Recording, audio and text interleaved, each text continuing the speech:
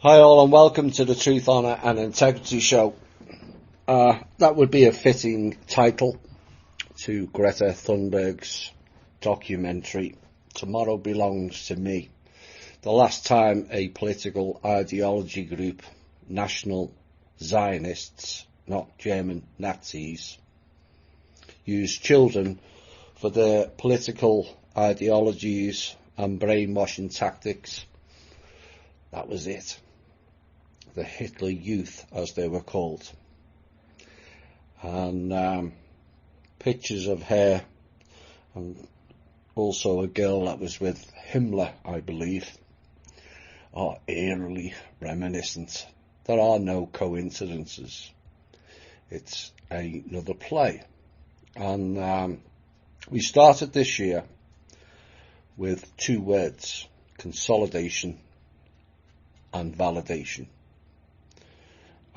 We've certainly consolidated this group, despite all the shenanigans to disrupt it and break it up. And we are getting validation now in bucket loads. This show will be a full-on validation of what THI has been talking about and been saying and been prophesizing, shall we say.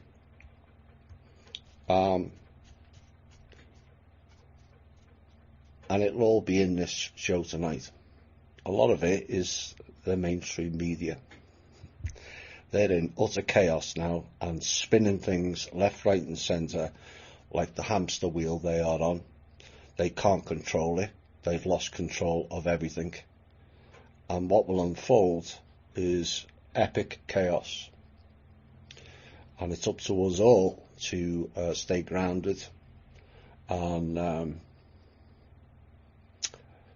ride the wave, as the wave has started to get a little bit frothy, shall we say. Right, let's get into the show. There's no Q&A again. There's not much news, because the news is taken up by validation of several stories. There's quite a few sub-intel, which confirms previous stories again, validation. A short but hefty intel piece, and a lot of op-eds, and the truth hammer at the end. Right, let's get into the show. And before we get into the next four pieces, which all are from what has come out of THI and revealing the truth of what they're up to. There was an announcement of some sort, according to one alt media, or one particular alt media personality, that we're going to get announcement next year of the secret space program. The AF announced and said that there will be declassification of the secret space programs. Really? Fine. But they're not secret. If builder people know, and lots of people know, it's not a secret for a start. What does it change for your day-to-day life? Declassification of secret space programs. Nothing. Will it reveal that certain other alt media personalities have been working against humanity in the secret space program? Time will tell. And 4, anti-gravity technology being released is fine, except they've had that for over 60 years. What will it change? The cost to ride it will be prohibitive to all except the elites, like the SpaceX program or the Virgin Branson program. It's not going to give us any benefits whatsoever. And ET disclosure will not bring quality or equality of life to the vast majority of people, and is a complete distraction if that is the sole focus of attention. Now we've had 2 stories out this week, neither of which makes any sense, unless it's part of a wider agenda which has been covered heavily on THI, and ignoring it because of political correct retards will not make it go away. Now the first was in Italy, who have quite a racial issue towards black people, and at the soccer games they do monkey chants at the black soccer players, and it's become quite a major issue. Now one has to ask at this point whether these chanters are actually crisis actors, because that level of abuse went out largely back in the 1980s, although not necessarily the racism, which, contrary to Portal People clowns, is done by all colours against all colours, and that's a fact. So the Italian Soccer Federation stepped in and decided that they would make a stand, and did a presentation with 3 monkeys as the backdrop. Seriously. You can't make this stuff up. I don't believe for 1 minute a whole panel of people would come up with that logo and none of them thought, oops, that's a bit insensitive. I know people are stupid, but they're not that stupid. And I personally believe it is deliberate to cause distraction, further alienate the white and black communities, and another talking point for the anti-white Portal People narrative. But it didn't end there. Because then we had the American treasonous Portal People declaring that putting your index finger to your thumb whilst keeping the other 3 fingers upright is now a symbol of white power. Dirty me. How about they focus on the symbology of a Freemasonic nature? Secret codes, handshakes, and let's all lift our right trouser leg up to the knee, like Pratt's. Or focus on other stuff. You know, that's bizarre stuff that resembles kindergarten levels. Or perhaps they could focus on the various symbols of child pedophilia. That would be far more worthy, would it not? But no, you can't do that, as their paymasters who pay them to read their scripts are all involved in it, is why. So, with these people, it's no, let's target and denigrate the primary group of people who can expose their criminality and have sufficient intellect to bring them down. The white race. White power, my ass. This is the same white power and white privilege that has seen white demographic numbers fall from 30+% globally in 1920 to 12 when I disclosed it in the From Russia with Love series. But I saw a report recently now stating the updated figures, and it's not 12% anymore. It's 9%. So much for white power. But Thomas, all the elitists, they're all white. Yes, on the face of it, pun intended. But beneath it lies the sub-grey race. They are behind all of this, with their various sacrifices, wars, energy harvesting, name changing, land and resource claiming, and their Portal People controlling the narrative. Remember, 90+% of media is controlled by 6 corporations, all of which are the head of the sub-grey race at the top of it. the National Zionists, N-A-Z-I, pushed out to be German when they're not. They've spent at least 110,000 years trying to wipe out the white race, and people without a single brain cell of their own can spout racist or white supremacist all they like. But this is a serious issue that has been tragically overlooked due to people's propensity to not think for themselves or research for themselves, and instead form and react to clickbait headlines provided to them by the very peoples wishing to wipe them out. That's what all this climate change is about. And they're using children to do so. And if that wasn't enough to convince you that they have a problem and are spinning everything, perhaps these next two articles will add to your database that the Portal people launched this week, all in the patterns to be able to see the programme. It's all in the patterns, and they always repeat until people wake up to reality, and then they go into reverse spin mode.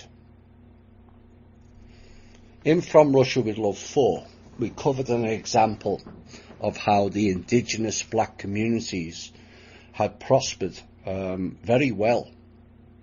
And in one particular area in Tulsa, Oklahoma, and we referenced it as the untold American Holocaust, at a time period when atrocities and death machines, man-made viruses, deliberate, and programs were being launched globally between 1914 and 1923.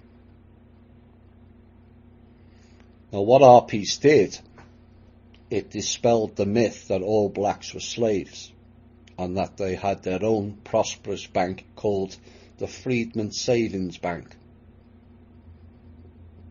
They had a large and widespread successful business platform that wouldn't allow interference via contracts or negotiations with the then current business and money systems. They were autonomous and they were successful, which, as you all know, is not allowed by the elitist clowns. What I didn't know was that that particular area at the time was nicknamed the Negro Wall Street, or the Black Wall Street, and so was obviously at a power unto themselves, and the authorities didn't like this, and they sent in the US military to bomb the town, the people, and the businesses into oblivion. 1921. The region never recovered, and those that were left were forced back into servitude. Now, the Portal people ran the story this week. Quote, Tulsa may be closer to finally answering whether bodies of black people killed in the 1921 race massacre were dumped into mass graves after one of the worst episodes of racial violence in US history. And then they went on to report this. For decades, the rampage was left out of the textbooks in Oklahoma, and few people spoke about what had happened. The massacre began on May 31st, 1921, when a, quote, white mob marched on Greenwood, one of the richest black communities in the country. The mob gathered after a black teenager who was working as a, quote, shoe shiner, unquote, in downtown Tulsa, was arrested and accused of assaulting a white woman on a public elevator in broad daylight. This is according to the Tulsa Race Riot Commission report that was released in 2001, which, as you'll all know, is full of BS. All their commission reports are BS. We found that out after 9/11. There was a scuffle between angry white vigilantes gathered at the courthouse intent on, quote again, lynching the Shine Boy, unquote, and armed black men intent on protecting him, according to the Commission report. A shot rang out and the violence began. Historians believe that as many as 300 black people were killed. Much of Greenwood was burned to the ground. The mob, some of them, quote, government agents, unquote, destroyed 35 square blocks of Greenwood, and the destruction included more than 1,250 homes, churches, schools, businesses, a hospital and a library. That's what the Portal people spat out this week. What utter lies. The key was in the quote unquote some government agents. It's the classic tactic of telling you some of the truth and the rest of it total bullshit. The reference to Shoeshine Boy, also derogatory. Why would a thriving black community need a Shoeshine Boy to begin with? They wouldn't. The mentioning of lynching as a form of a white practice, again, it's seeding. When the practice of lynching was an African invention long before the European greed merchants turned up in their country. And it still goes on to this day in Africa, of blacks lynching blacks. It is a heinous practice, whoever is doing it. But they're running a narrative, you see. And the psyche of the black people in mentioning lynching, burning of churches, and degenerating them by calling them Shoeshine Boys has gone on a long, long time.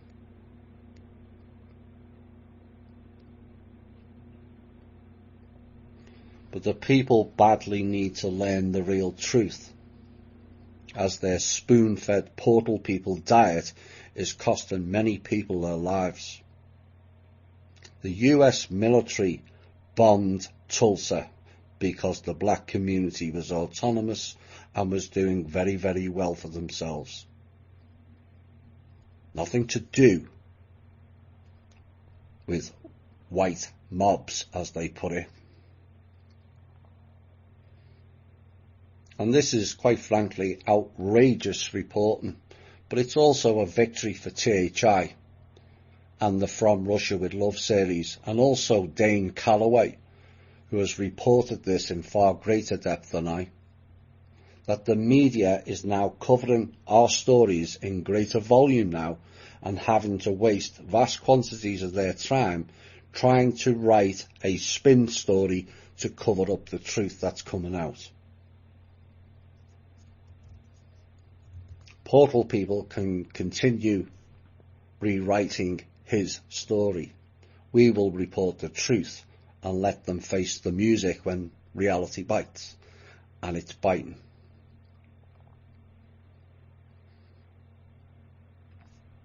And you would think that that would be enough for 1 week of divide and conquer. But no. Try this one next. It's all the same theme.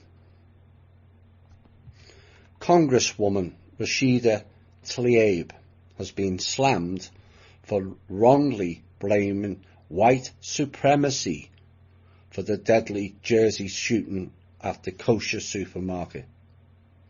The Democratic Congresswoman had tweeted a photo of one of the 3 victims gunned down inside the JC kosher supermarket a week last Tuesday in an attack that authorities have said was fueled by anti-Semitism.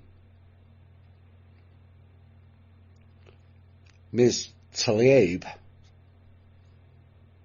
stated, "This is heartbreaking. White supremacy kills." She tweeted from her own personal Twitter account last Thursday, of which then she deleted the tweet soon after. And that's just wrong again. But then she went from one wrong tweet into another, as Tlaib also tweeted about the shooting on her official Twitter account without this time referencing white supremacy. Quote, "It was beyond heartbreaking to learn of what appears to be another anti-Semitic act of violence. The hate grown in our country is toxic." Yes, it is. And it's people like her generating the toxic environment and stupid people for following her. This type of stereotype racism is a program that this show has been warning you about for a long time now. And the idea that racism is only done by whites is both wrong and also damaging.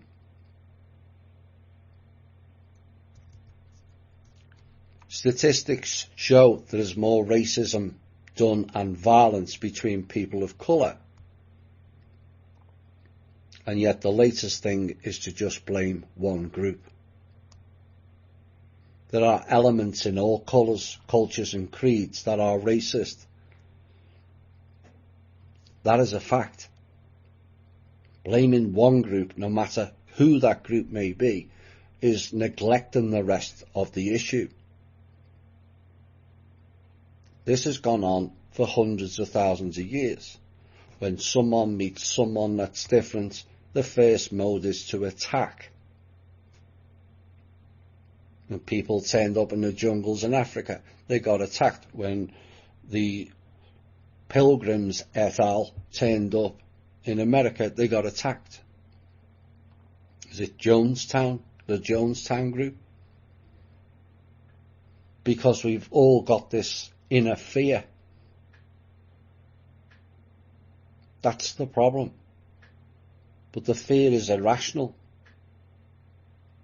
Because the minute there's a disaster anywhere, be it flood or hurricane, people of all colours come together. Suddenly that doesn't matter. Why does it take a disaster for people to come together?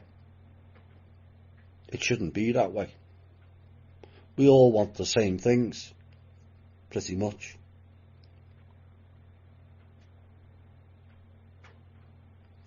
As for Miss Tlaib, she should have been fired by now for those comments. It is blatant mainstream media stereotype and rhetoric, and is clearly racist towards white people.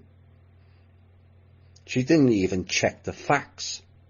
She just ran her mouth off on assumptions again, and dangerous assumptions at that. Will she be fired? No chance. Part of the programme, you see, for the simple fact it wasn't racist against black, Hispanic or Jews is why. And it appears it is okay to denigrate the white race with no comeback whatsoever.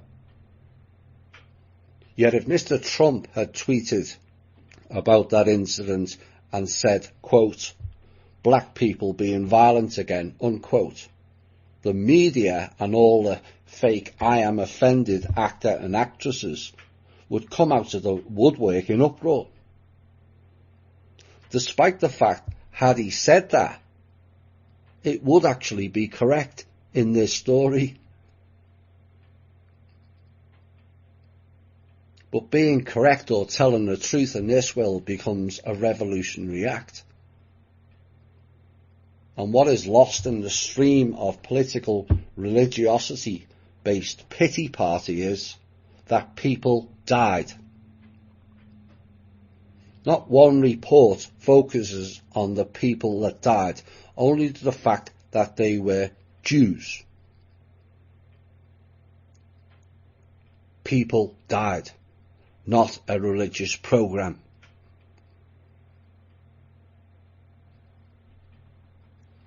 And what is lost is the people who did the shooting were the same colour as Ms. Tlaib. Oops. And more conveniently lost and buried in an avalanche of repeating sentences of anti-Semitism is that the killers were Jewish. Oops again. But none of that matters when the AIPAC and J Street, backed by the treasonous media, as Let's All Pity Party the Jews programme again, and it's rolled out to suit an agenda. They're not interested in Jewish people. Not for 1 second are they interested in their own people. They proved that in the Second World War. Rothschild and the Begin left them in the camps. 6 people died that day in an unnecessary religious-based violence. And at which point will the treasonous media focus on how many people are killed because of fake religions? Now that would be a real story to cover. As for all the rest, we'll be back shortly.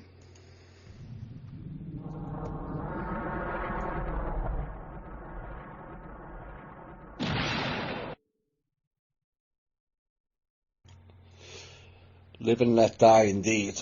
It's about time this divide and conquer programme is allowed to pass on, and people of all colours and creeds come together. Whilst we're divided, they're happy. That's what they do. Split things up, divide and conquer. And they've done it for a long time. They tell one thing to one group and promise another thing to another group. They're saying this, they're saying that. Now you carry on fighting while we sit back and laugh. That's what it's all about. Blame all the ills on one group. It doesn't matter which colour it is. All the ills are all colours. We're all partly responsible. Well, you know, some of us, or most of us, didn't take part in the acts, but our own ignorance of not stopping it didn't help either. And like I said, that particular Tulsa story is a victory for THI and From Russia With Love in particular. The fact that they're bringing it up now is not a coincidence. They're trying to spin a new narrative, and it's not going to work. Not with this show anyway. Right, let's get into the rest of the show. The few news bits we've got. Only about 6, I think. But the first thing I want to say is I'm seeing a rise of younger members joining THI. And it's great to see. You know, it's finally reaching into a wider age group. And I want to give a shout out to a couple of new members, both of which are activists in their own way. Alea Knight, I hope I've pronounced that correctly, who describes herself as an environmental health rights activist and natural medicine provider, and is also part of a group called Earth Givers, which is quite a nice title, as too many are Earth Takers. So kudos to her. And also the Also joining the group this week is Rachel Wyman, who has a PhD in academia and has wrote a few papers on political and social life, plus a thesis on the New World Order, which also includes references to and excerpts from our show. Now, for me, it's great to see the younger generation getting involved. You know, this movement requires the different age generations to all be involved. You know, it allows for continuity. You know, the dark have always had continuity, which is why the groups of hate continue to spew their bile. We have to also maintain continuity, despite their restrictions and interference. Good to see. President Trump's personal lawyer, Rudy Giuliani, has said that he believes there is an internal effort in the State Department, I would have gone a bit further than that, to have Trump removed from office. And in a Thursday interview with Eric Bolling, the 75-year-old former New York City mayor was asked if he believes in the existence of a, quote, deep state conspiracy, unquote. The fact that, again, it's a laugh that they're calling it a conspiracy, but the fact that they're even mentioning the term deep state now is a victory for the alt media. We've pushed it into their narrative. And it went on, is there a deep state? Is there a concerted effort within the organisation, within the State Department and or the FBI to take down President Trump? Mr. Bolling asked. Giuliani responded and said, oh yes, State Department is filled with them. It isn't that they disagree with his policies, and even that they try to undermine his policies a bit. That's been going on for years, he said. They want to get him out of office any way they can. How can you miss that this is a coup attempt is beyond being intelligent? And Giuliani went on to say that he believes the Democrats are leading the coup, and he said that the FBI and law enforcement has become intimidated by the press. And he said, unless I'm a courageous prosecutor, I know that if I investigate Rudy Giuliani, the New York Times are going to love it. But if I would open an investigation into Joe Biden for a bribe that he admitted to on tape, and if I were to prosecute Biden, I get attacked as you're doing it to help Trump and you're interfering in the election. Exactly. Story we covered, I think it was last week or the week before, about the DMV in California. And lo and behold, it crops up again. Because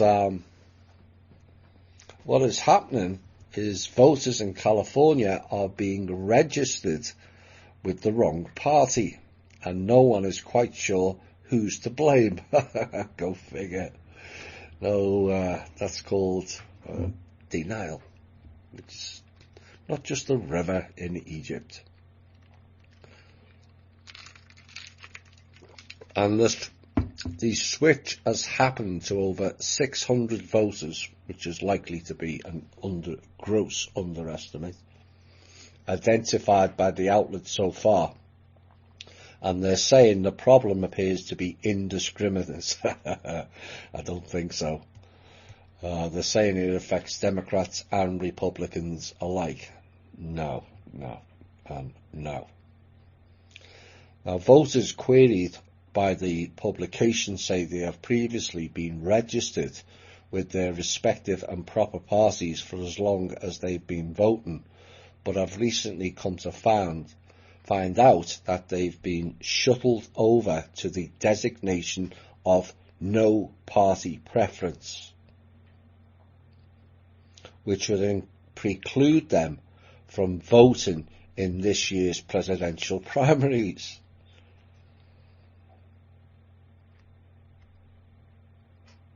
And Jana Haynes is the Public Information Officer for Sacramento County Voter Registration and Elections, and she says her department has received close to 200 calls from people saying they don't think they were registered NPP, no party preference, and said that 2/3 of those complaints had recently visited the DMV, which of course means that 1/3 hadn't recently, with such vehicular.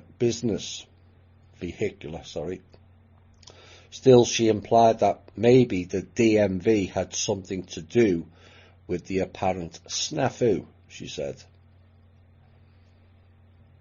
In Shasta County, California, at least 100 individuals had their party preferences switched without their knowledge or doing, and one official there was a bit more forceful with their suggestion that maybe the DMV was somehow to blame. An additional 300 voters at least had their party preferences switched in Santa Clara County as of December the 3rd. And the B also said the DMV might be to blame for those changed registrations as well. You see, you're not just going for a driver's license. The DMV is part of the party politics game, clearly.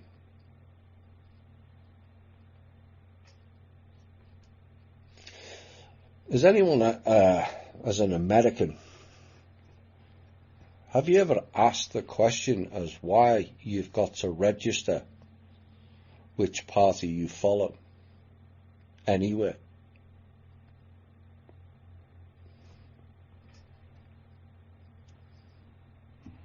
Why do you have to register or disclose that to anybody? Under what executive order or rule or statute or regulation states that you have to disclose which party you're following?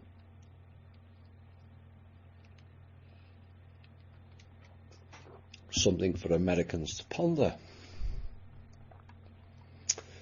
A US health insurance giant is using an AI system to monitor whether patients with chronic diseases are skipping their medication. Listen closely. Cigna technology, Health Connect 360, will be rolled out to millions of Americans next month, but experts fear the technology will be used to cancel policies or avoid paying up if patients are found to be missing or incorrectly taken prescriptions. Doctors and nurses will be able to constantly keep an eye on patients' health and step in when they have cause for concern.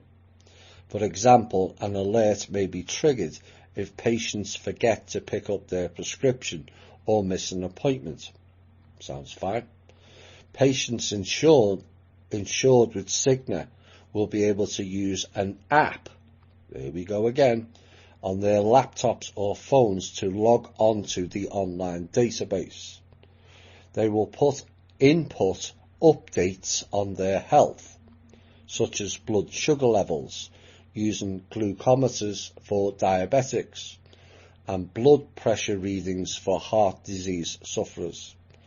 If the AI notices a sudden spike or drop in these levels, it will alert doctors the patients may not be taking drugs or that they may not be working.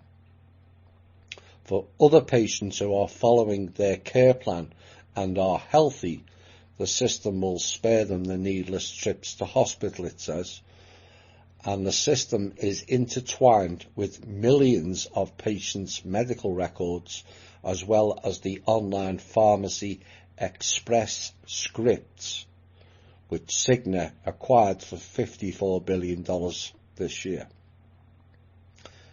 Clowns in Panic show anyone? There it is, right in your face.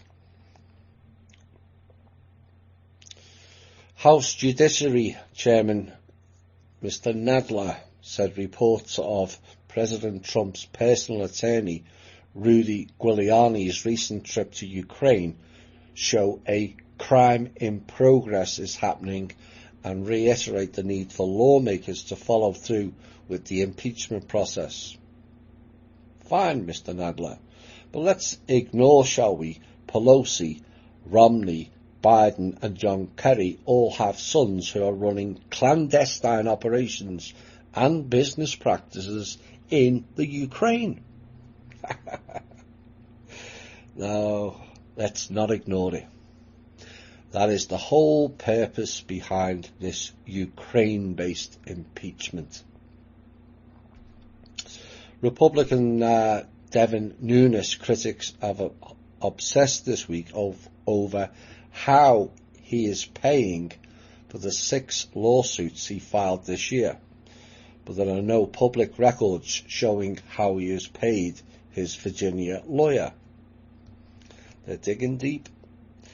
Nunes has also said he will definitely be filing a 7th lawsuit shortly against AT&T, Verizon and House Democrats for releasing records of his phone calls that showed Nunes communicated with allies of President Donald Trump, who are now central figures in the Democrats' impeachment inquiry.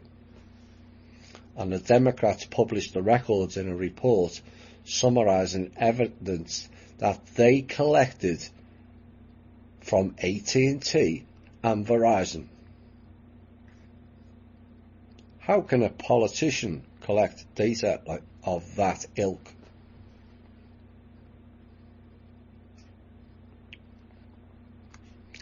So, AT&T and Verizon are clearly the old order establishment.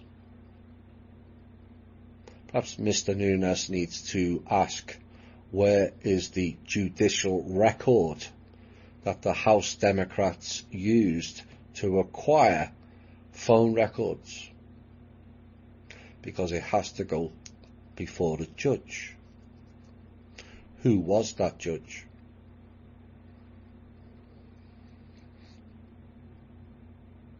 This is a warning, because once it starts in one bank, it ripples. And this was sent out via, I think it was a BBC publication, that investors may have to accept a discount on the value of their investments if they want to take their money out at short notice. And this is according to new proposals from bank regulators. The suggestion comes after some funds ran into trouble, try all of them, and barred investors from withdrawing their money out of the funds. And it said, alternatively, investors could be required to give more notice that they want to take their investment out. Wonder if you applied that for a loan, be it a mortgage or a car loan. If you turn round to the bank and says, I am required to give you more notice before I pay this month's instalment.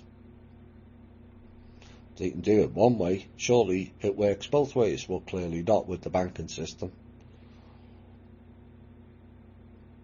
And these proposals are part of the Bank of England's Financial Stability Report, together with the Financial Conduct Authority, and the bank is recommending the changes as a way to reduce risk in the system.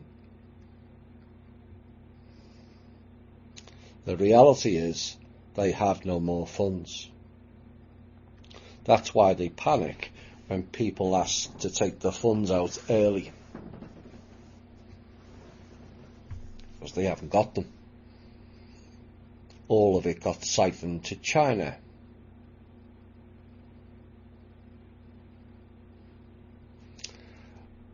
But what it also warns you is they are panicking now that there's going to be a bank run. I don't think we're that far off. and it's also suggestive that they do not have the investor funds anymore also.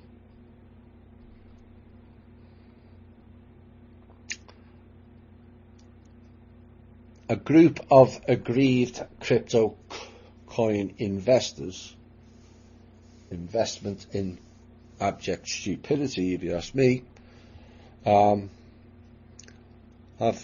declared this week that they want to exhume the corpse of a digital money exchange boss in a bid to find their missing millions. Oh dear. Fresh air tokens and fresh air bodies. And lawyers representing the out-of-pocket Quadriga CX pointers have filed a request to the Royal Canadian Mounted Police to dig up and examine the body of Gerald Cotton, the now deceased CEO of the defunct exchange.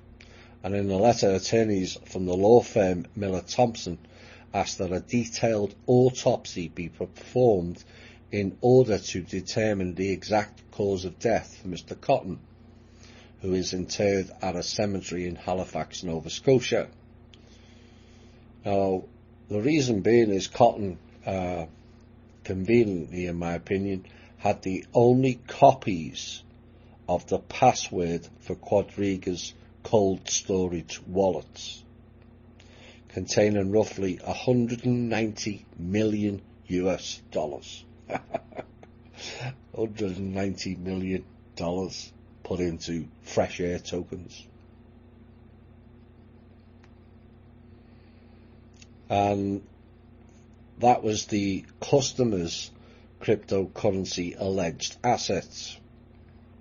Well, of course, he died, and the company immediately went under and was mostly unable to hand back the punter's digital cash. And it was later found that the vaults were actually empty. You can see it coming a mile off, except stupid people investing in Bitcoin. And that prior to his death, Cotton had reportedly shifted truckloads of people's crypto coins in and out of personal accounts he owned under various aliases, rather than holding the money in company wallets, which leads to fears his passing was not natural, shall we say. Of course it's not natural. He had lots of funds, and he was the only one who had access to it. And this is the stupidity we've been warning about of people buying bitcoins. It boggles the mind. But perhaps if they want to find what really happened to Mr. Cotton, from my perspective, all roads lead to the NSA and CIA, to me. They're the ones who created it. Subintel. We mentioned Express Scripts. And Cigna and the Clowns in Panic.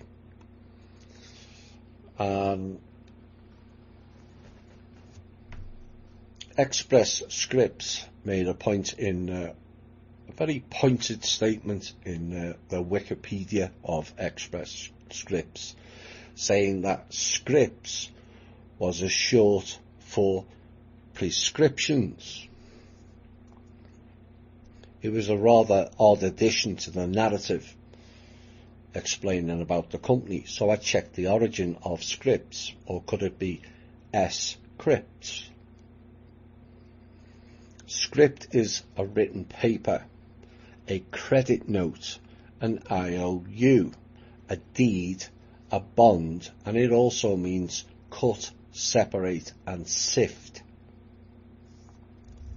Nice way to describe so-called medicine to make people heal. So a prescription is another bond. another credit note or IOU, and the deed or title is your body. So it's a possession spell cast, which they cut, separate and then sift, which is wheat and chaff terminology. Still want to be using their prescriptions? Written paper, credit note, IOU, deed and bond.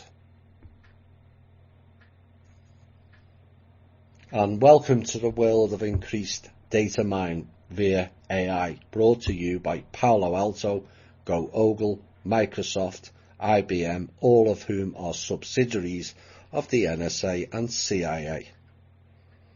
And along with the other clowns in America agents and his NATO-based open source public spying system, Robert David Steele. Perhaps you should all listen to the Clowns in Panic show again for a wider understanding of what they're up to. A positive thing coming out of Saudi Arabia. We highlighted some of the Middle Eastern treatment of females recently, but some are at least making steps, and in Saudi Arabia will no longer require restaurants to have separate entrances segregated by sex, according to the government. Now, previously it was mandatory to have one entrance for families and women and another for men on their own. And the restrictions have already quietly eased in practice, with many restaurants, cafes and other meeting places no longer enforcing segregation. Now, this is part of a series of sweeping social reforms in Saudi Arabia that has been accompanied by an intensified crackdown on dissent. And earlier this year, a royal decree allowed Saudi women to travel abroad without a male guardian's permission. Who made these rules up?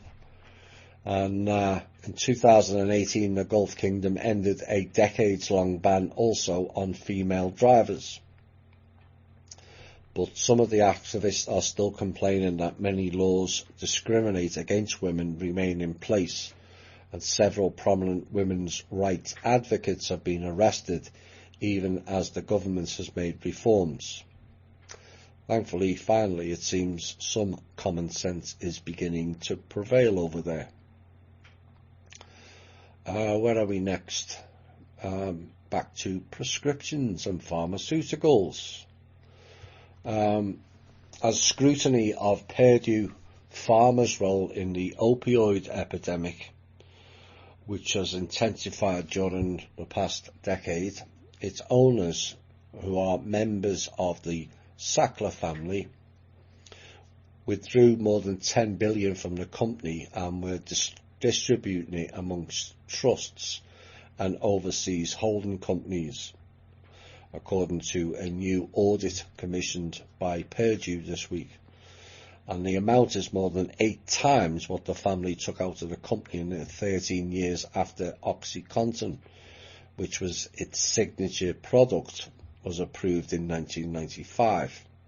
Now, the audit is likely to renew questions about how much the Sacklers should pay to resolve more than 2,800 lawsuits that seek to hold Purdue accountable for the opioid crisis.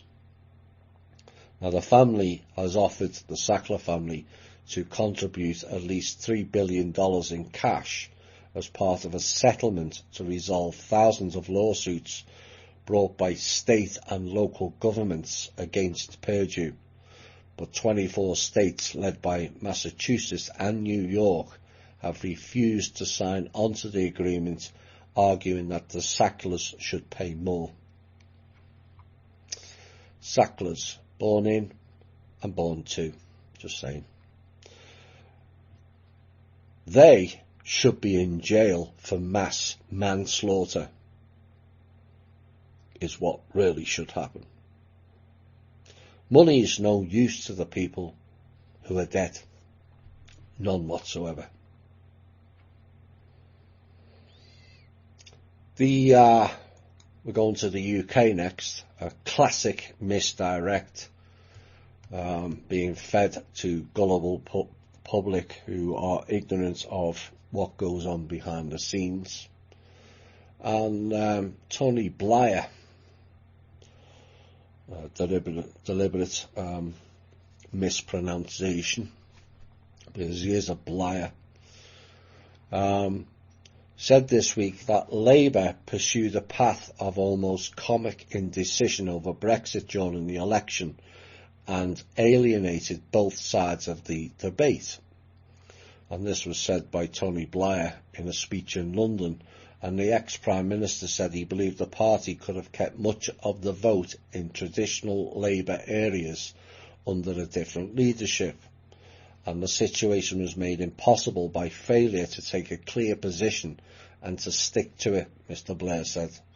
The result of the election last week, which Labour lost heavily, has brought shame on us. We let our country down, he added. And in an interview with the BBC's Newsnight, Blair said that the Labour Party, by its self-indulgence, and that's what it was in the end, was the effective handmaiden of Brexit. The classic blame game, another programme that we always use, that our show highlights, where Tony Blair knows all too well how the game of politics works. In fact, that is how the former MI5, MI6 agents became the Prime Minister of England. It's they who run it. And also, this is fake. Essentially what he was doing is attacking Jeremy Corbyn, the leader of the Labour Party, and blaming him for everything. It's fake because both Blair and Corbyn are part of the same funny handshake club called the Fabian Society, and all are buddies. So this was a script for the public to play the blame game. So the public then blame Labour, blame Corbyn, to keep the illusion of elections going, that they're fair. That's all it was.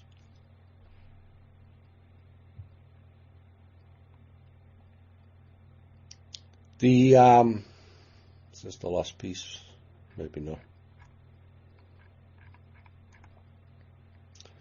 This was from a Jewish newspaper in North Carolina, with some of my words added for extra details. And it was covering the Ukraine again, and the impeachment, and what has been going on. People would be advised to listen closely.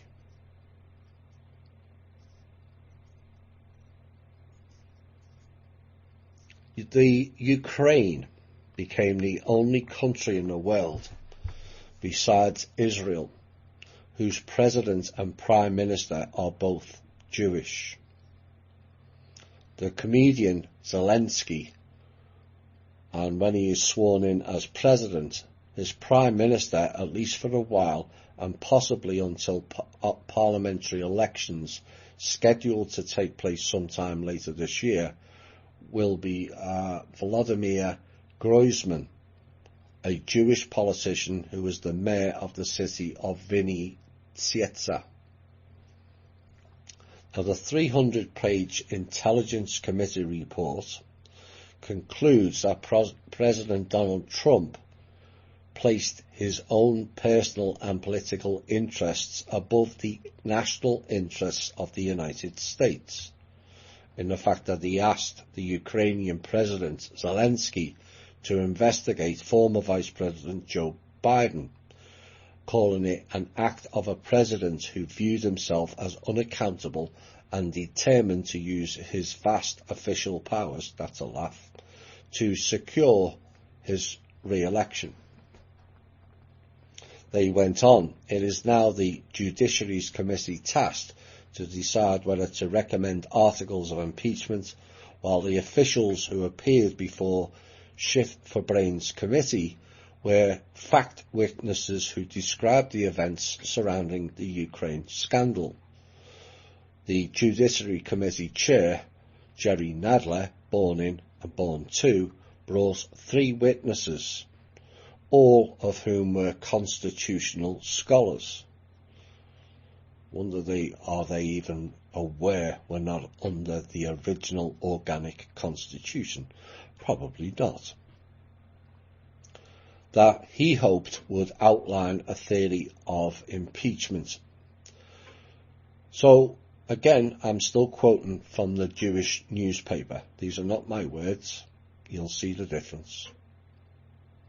All 3 witnesses who were brought in, constitutional scholars, were all Jewish. Noah Feldman of Harvard, no surprise. Pamela Karlan of Stanford, no surprise. And Michael Gerhardt of the University of North Carolina. So are Adam Schiff and Jerry Nadler, also Jewish.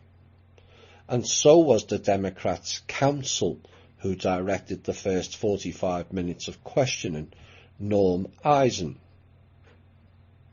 Noah Feldman of Harvard, who also helped draft the Iraqi Constitution, which tells you exactly why Americans were sent into Iraq and which country benefited from it.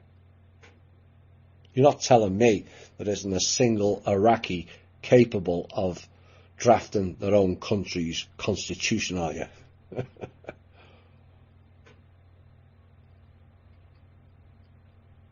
Why would a Jewish person out of Harvard write the Iraqi constitution? Eisner, who founded, he was the guy that directed the council in the first 45 minutes of this impeachment nonsense, founded an ethics watchdog, Citizens for Responsibility and Ethics in Washington, to the tune of $1.35 million in 2017, just after Trump got in office. That was founded by another Jewish person, George Soros. Soros Open Society Foundation had helped fund Eisen's group, which from all accounts appears to only target people who speak out against the Jewish people who are in power. So, which person was tasked with delivering the details of the report to the public? Michael E. Horowitz, born in New York, born to Jewish parents, with a wife, a former field producer for CNN. Oops. What also should be noted is the main Democrat counsel, Barry Burke, is also born in and born to. What was overlooked in that particular committee meeting is that the chairman, Jerry Nadler, another born in and born to, neglected to swear Barry Burke, the Democrat counsel, in under oath. Essentially, this then allowed him to say whatever he wanted with impunity.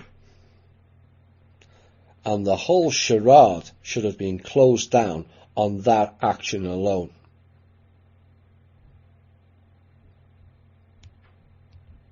This is what we're dealing with. This is the real coup. Now, the paper spoke about pushing Jewish politicians and mentioned Georgia and Trump losing ground in the South. And then they said this, and women in Atlanta's suburbs, emboldened since Trump's election, are the hinge on whether Georgia turns blue next year. Kemp does not want to further alienate them, as a lot of those women are Jewish. This person then went on to say, I spoke to two who headed up a quote-unquote, I'm not too sure why they did that, salon of 1,500 Jewish women aimed at flipping the state for Democrats. And also to Atlanta area Jews, their words, not mine, who are grappling with how to rebuild a moribund alliance with African Americans as a means to topple the Republicans and Trump.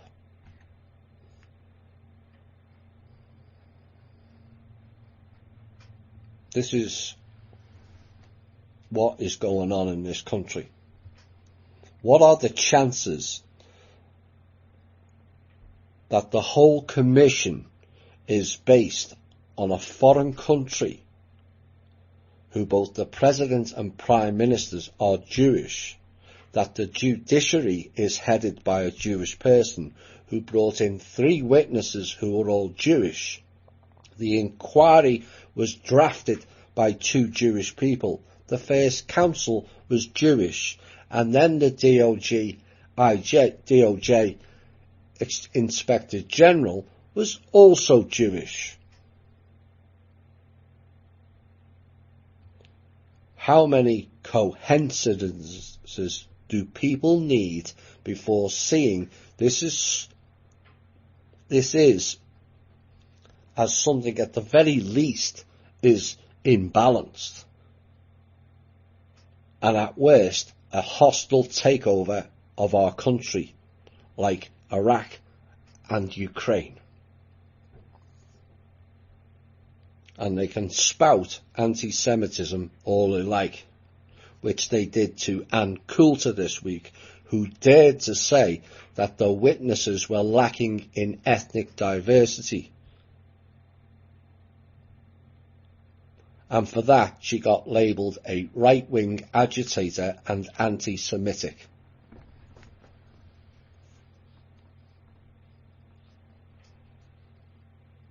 She should have just called it as it is. That's the political correct version. Ethnic diversity lacking in. I'm not going to be politically correct. I'm going to call it as it is because we have to.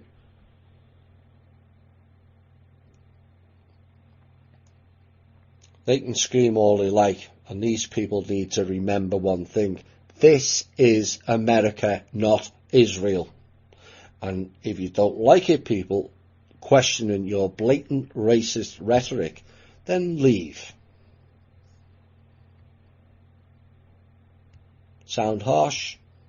Let's use their own words then, shall we? Quote, and also to Atlanta area Jews who are grappling with how to rebuild a moribund alliance with African Americans as a means to topple the Republicans and the president. Notice they don't say American Israeli, but labelled the blacks as African Americans. You see, America never gets reference with these political based people. For them, they are Jews. And they, it appears to anyone with a thinking brain, these people are not here to integrate, but to agitate the country on behalf of their religion, not the country of origin or where they reside. And again, people can say all they like that this show mentions born in and born to far often, or far too often. The point being is those born in and born to are the cause of much corruption, fraud, division, manipulation and harvest in this and many other countries. Does it go back to help their supposedly own people in Israel, or wherever else they've decided to occupy based on some fake book of 2,000 years ago? No, it doesn't. The Israeli people are struggling badly also. They won't tell you that on Clinton News Network. They won't tell you that the Israeli people are protesting in the streets in record numbers. Oh, no, no, no. Because they're sick of Zionists' behaviour also. And this is the whole gist of why I speak out. These people are not interested in anyone but themselves. They are Zionists hiding behind the banner of being Jewish. And we need more Jewish people to stand up and speak out and ram their anti-Semitism bullshit right back down their throats. Because anti-Semitism is a spellcast for silence. Well, people, we've been silenced for too long. People need to speak up and remember, truth never fears investigation. There's something inherently wrong about stifling any questions, particularly on a political and societal level. If a cop asks you a question and you refuse to answer, his or her opinion will believe you are covering something up. Well, the same applies with the Jewish history, its narrative, the politicians and the lawyers. The public have a right to question them, because all the evidence points to a whole heap of skullduggery is operating within their midst.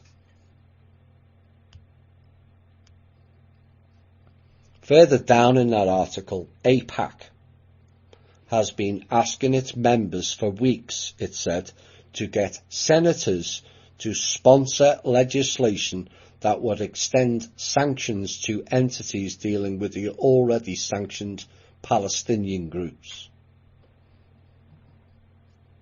Is that what our politicians are there for? One has to ask again, is that not interfering in this country's policies and subsequently elections? Why are AIPAC allowed to do that and the Russians can't? What is the difference? And yet again, I'm going to ask, what is the National Security Act for if this group is not a threat to our national security and our country?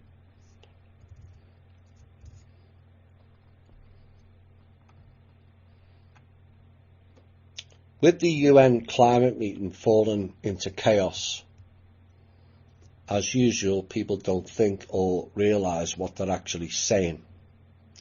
They just spit out scripts given to them by portal people and their agency-based lords or paymasters.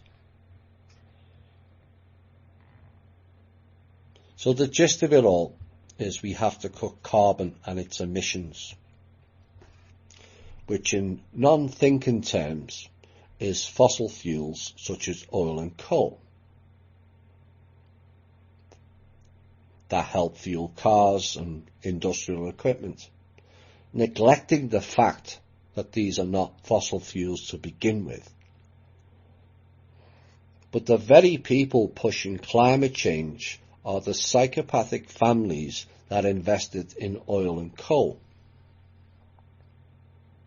ignoring also the fact that we have new technology. These same families are blocking to not require this outdated technology to begin with. In fact, we haven't needed that since 1906, when the Morgans, Rothschilds, Rockefellers and Warburgs all blocked it due to their greed. But apparently they're not responsible. So what else is carbon used for? Clothing, furniture, plastics and your household machines. So do we just delete all them as well? But then you forget it is the same elite harvesters that own all them companies as well. But apparently they're not responsible. What happens if you remove carbon? Well, trees need carbon dioxide, which is a compound of carbon to produce photosynthesis. So trees, plants and food would die. Then you take into account that all living things consist of carbon. Carbon is present in our muscles, bones, organs, blood and other components of living matter, and are essential components of DNA and RNA. And when you add in that this was a UN meeting, and in the UN they have documents called Agenda 21 or 30 of population reduction of 90%, then reducing things that emit carbon perhaps makes more sense and has more clarity than you thought. That's what they're telling you.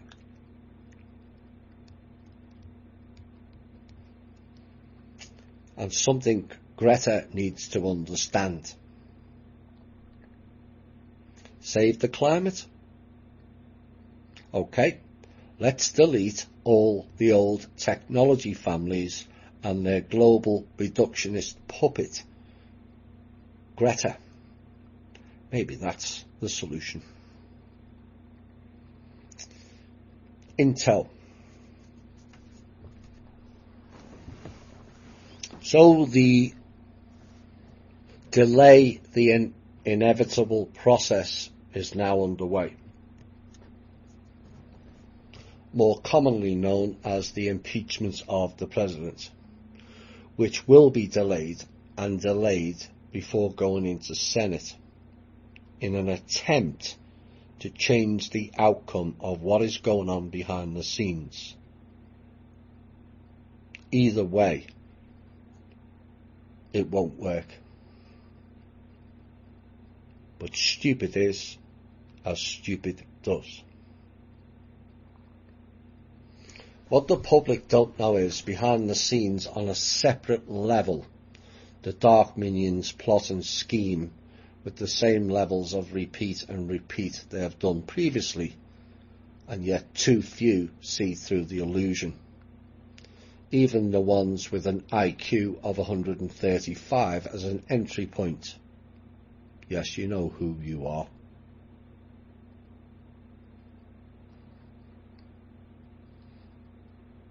What is going on with the impeachment and why the delays is bribery, and the promises of riches is being brought forth now to all politicians.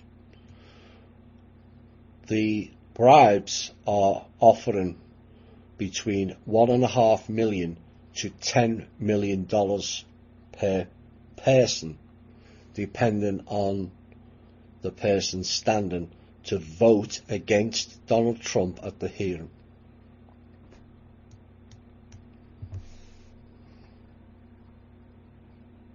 $1.5 million to $10 million per person to vote on getting the president out. Newsflash for those willing or open to that. We will know if you have fallen for that tactic. No place to hide now. And 2, you will never get paid. Like ever. Mike Pence, who has been working with the likes of Pelosi, Clintons and Cheney, has been promised funds and the presidency. The same applies to you, Mr. Pence. We see everything. And you will be thrown to the wolves, because it's not you they want as president. You would be the temporary interim. That is the seducement. But they know they have theirs on you. And you won't last either. It is the third in line and the Speaker of the House, Nancy Incoherent Pelosi, they want as president. They need Trump out of the way, as Pence or Pelosi, once in charge, they plan on transferring all of America's in-ground resources to China, just like Hillary signed up for until she lost the one-horse race. Bribery, sedition and treason. I believe you have a code for that, Mr. Trump. Use it indiscriminately, as it's time to scatter the four horsemen to the wind.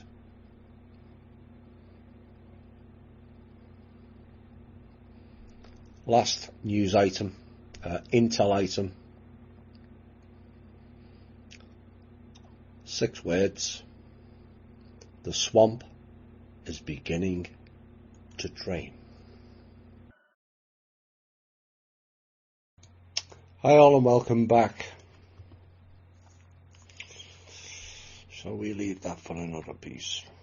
Yeah, we'll do that on another show. It was an op-ed. Kind of doesn't fit in with the theme tonight, and there is a theme. But these next 3, in fact there may even be 4 pieces, were written by our members, and enhances the fact that this show's not about me, despite someone elevating me to the most important man on the planet. I'm not. But it is about us all having an equal input. And this first piece talks about exchange. It's about energy, and it's about life in general, and the denying of exchange and the exchange of energy. The factor of out of exchange is the demoralizing factor that destroys a person when the person is living on handouts. If the person is given the opportunity of giving his exchange, the factor of demoralizing is not there anymore, and the person grows instead. Seeing athletes, Lady Gaga, entertainers getting billions in income makes the person think that he or she has nothing to offer, nothing to get for his or her exchange from. Edward Mandell House idea of welfare state is based on this demoralizing. When passing the ethical point in life where I've been taken too much of help to be able to keep my faith in myself and in my own ability to get along and survive, then nothing else matters anymore, and I do not care anymore. So now I cannot do without help. That is demoralizing.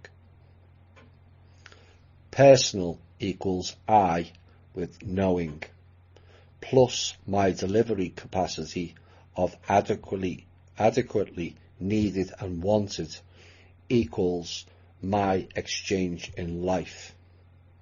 Money, goods, services, affinity, whatever. Small children just love to contribute. Let us create the society that does not take this urge away. A happy feeling when I know that I've been given more than I have been given. A true contributor. Thanks to our Swedish member for that. This next piece will help many. It covers rather eloquently many of the things we've been covering in our show, and it's called Mission Impossible, or Mission I'm Possible. Your mission. Should you accept,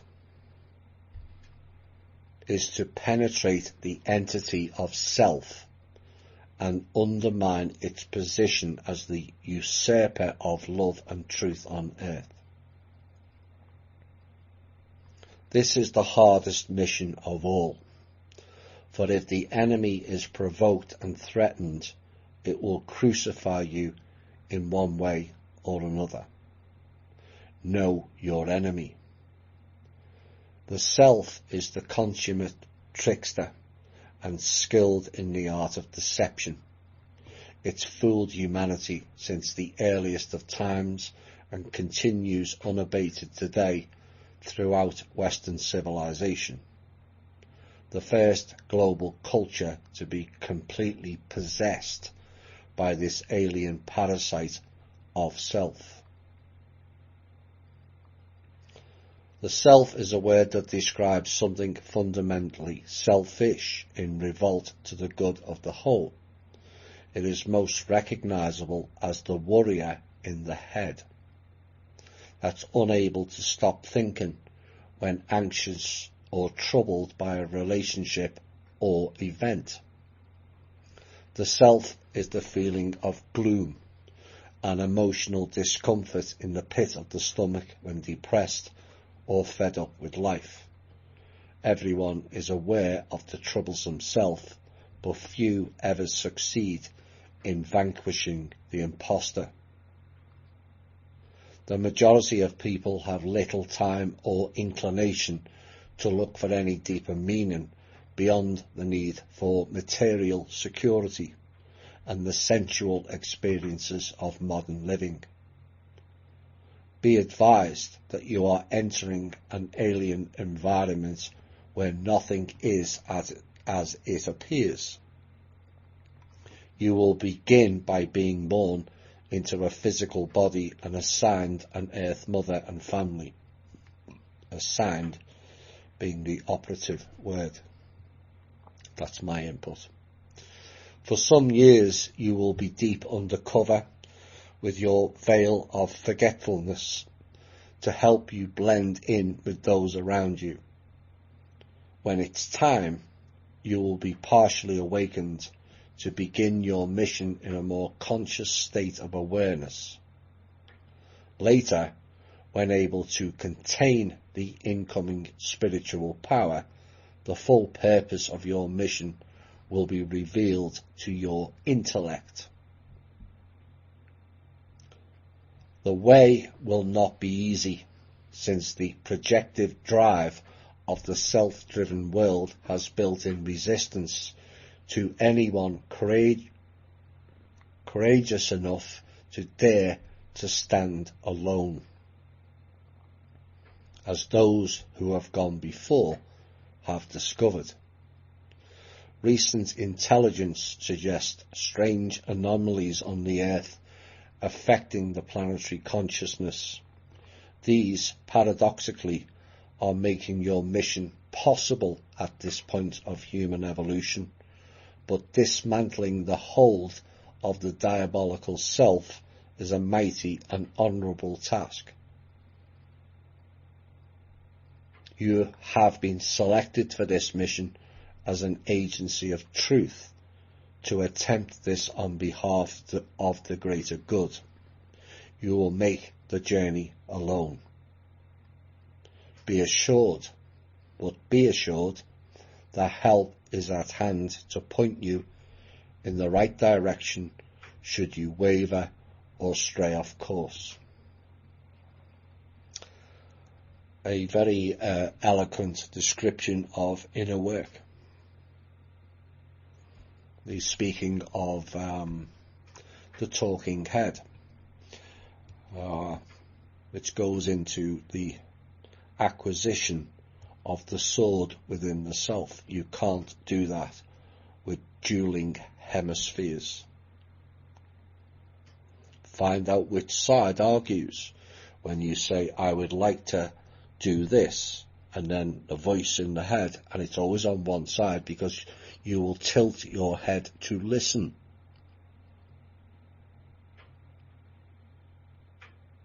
That sound tells you you're not good enough. You can't do this. You can't do that.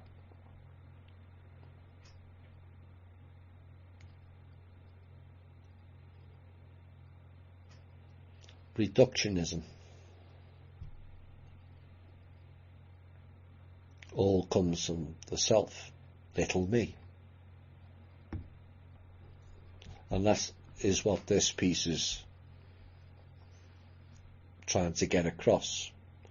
Drop your limitation program given to you by an external source, which creates the self, but the self is not you unless you've broken it down and claimed it. Only then are you ready to go into the fight. This next piece is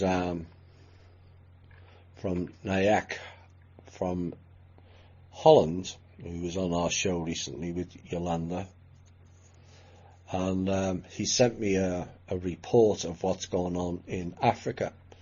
So I thought you'd like to all take note of that, and where progress is actually being made, and it is being made, and they're having quite an effect, and it's great to hear. You know, the world needs far more African input than what it is portrayed as. They have much to offer, same as every other culture, and not just stolen off either by psychopathic families yet again. Regarding the continent of Africa, it is strangely weird to notice that recent excessive rains in East Africa, the intense drought in South Africa and also Southern Africa, and the continuing attacks by terrorist groups in Western Africa. Yeah, that's the mercenary clans. All to discourage people to take the next step to stand up as humans, being in a new world. Africa is today a continent with extreme opposites. There is so much happening in Africa, for the good and the bad, that it's impossible to cover this all just by me. So please forgive me that I give some observations based on my recent trips to Ghana and also Mali. When we zoom into West Africa, especially in Mali and Burkina Faso, an increasingly number of common people and decision makers worry how it is possible that a modern army of France and the UN are fighting each against the terrorists, but are unable to make any progress whilst they have a budget of over $1 billion per year.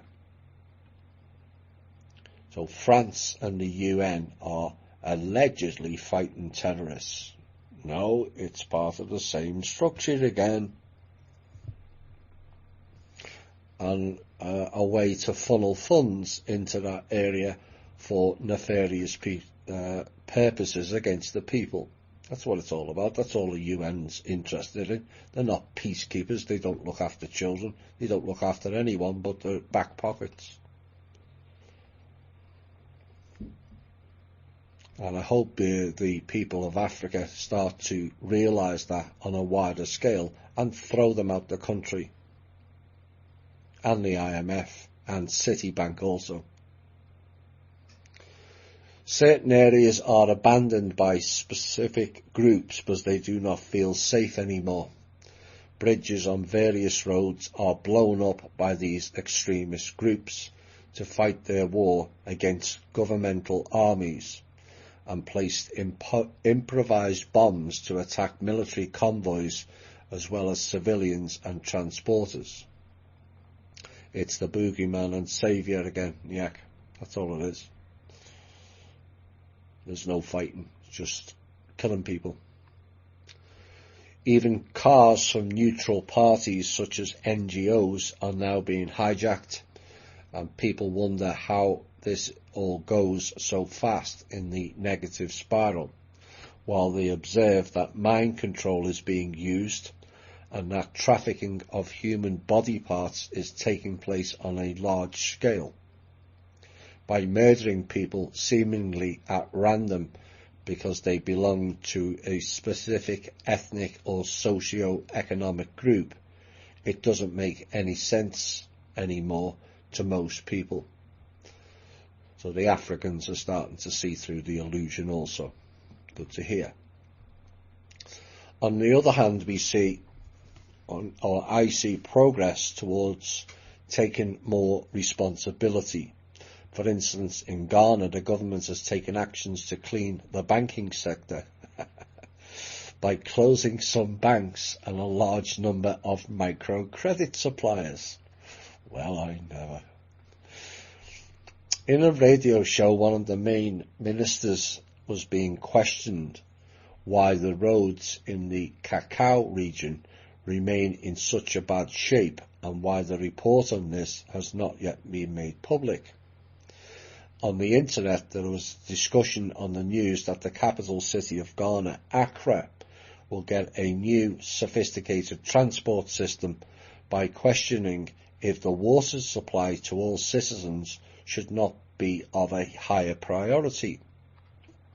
These examples prove that the people are not anymore accepting the old way of governance. Good stuff. Another interesting phenomenon is the quest for more healthy food in Nigeria. People are increasingly eating healthy organic food, accepting that they have to order bio chicken a few weeks ahead, and small local companies are picking up organic agriculture in many countries now. In Madagascar, even a law that supports and regulates organic agriculture has recently been adopted. These are signs of an awakening population that want to make a change themselves. Key point. At the scale where they can make the difference. However, a lot still has to be done. In my field of work, I come across a lot of people that are so used to project proposal writing that they've forgotten that some things can be done for free, such as working together to build trust, give a compliment to each other when things are well done, provide feedback and give advice when things are not how it was planned. Stop waiting for a donor, a NGO or a foreigner to rescue you. A couple of years ago in Burundi, we introduced the principle of vision building at household level, the husband, wife and children together. What do we want and how can we pursue that goal or goals? What do we need to get success? It goes beyond the scope of this piece to provide all the details, but was a start with a number of families in the village that started working together at the level of the village. You see, that's why the THI groups were created. It's the same thing. Working together.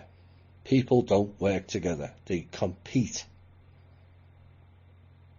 And so by setting up those groups and learning to work together again, to then build trust between the people within the group, complement each other instead of competing against each other, provide feedback, learn to communicate again from a level of not comparative.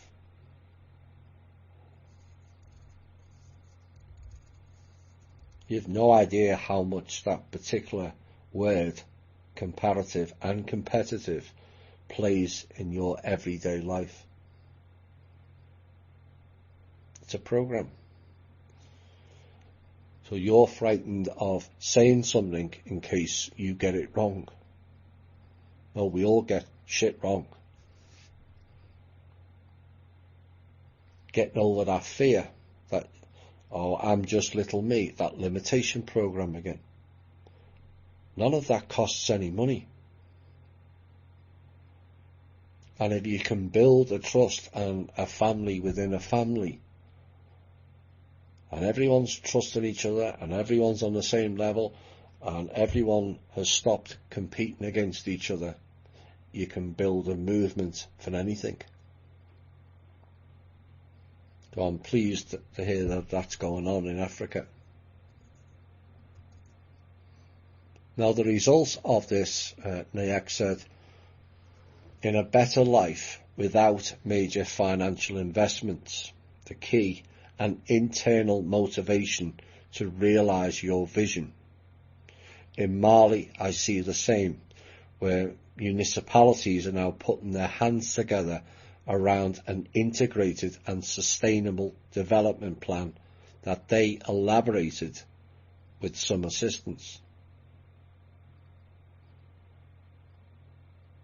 Of course, it's not easy coming from an attitude, my municipality first. That's the competitive, comparative mindset, which we all have to a degree. Into what is best for all of us. And this takes time. And a certain word that some of our members struggle with, patience. And building capacity and increase interpersonal skills towards pursuing their goals. This way of thinking and working together towards a common future is, in my opinion, a big step, and the model used can easily be replicated elsewhere. Exactly. It's not rocket science. And I'm so pleased the likes of Nyack and his people over in Africa are implementing this, and the people are working with it. Because you can come up with many plans as you like, and ideas and goals, but if the people are going to start fighting over every petty little thing within it, it's never going to go anywhere. You have to embrace it.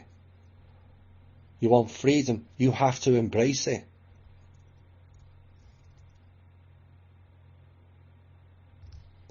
Final sentence from Nyack. Small steps towards development should also be celebrated, as this provides the energy to take the next step.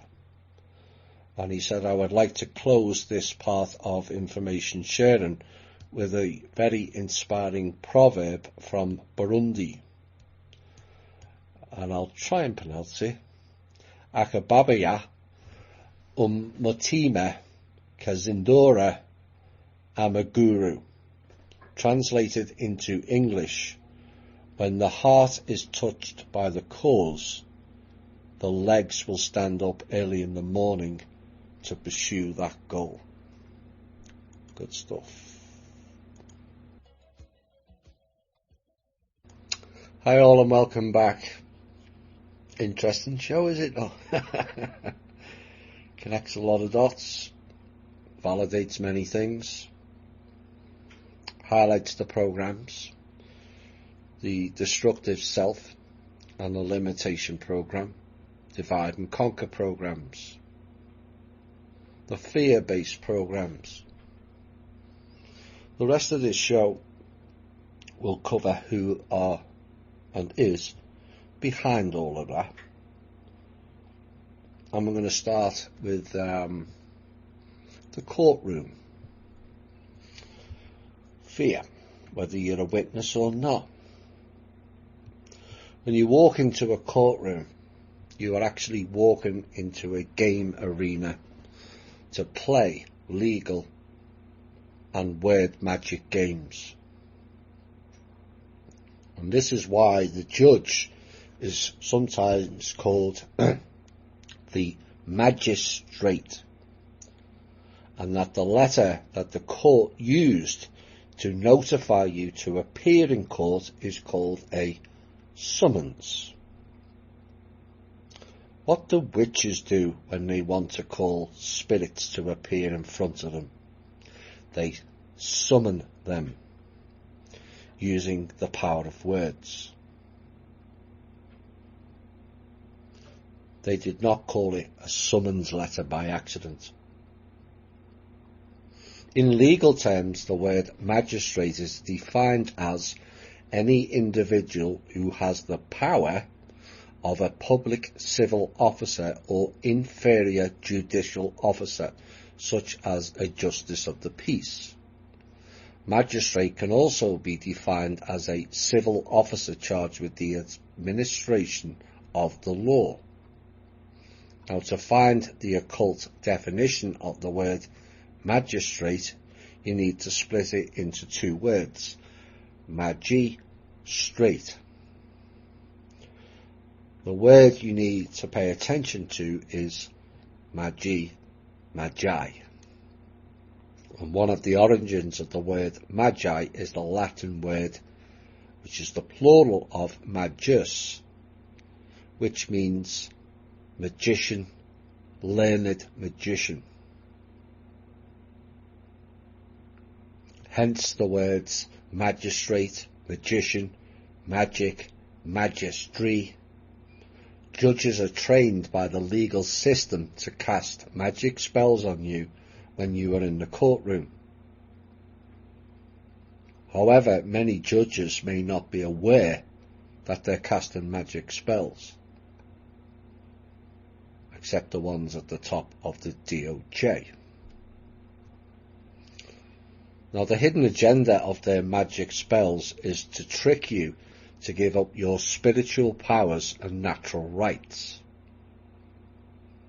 And the good news is that you can learn how to rebut their claims using the right words. You can nullify their claims and put them in checkmate. Do you comprehend now why words rule the world? Next piece, which ties in. Now, some of this was originally meant for Alan's show last Sunday, but Alan soldiered on despite the flu and time kind of ran out.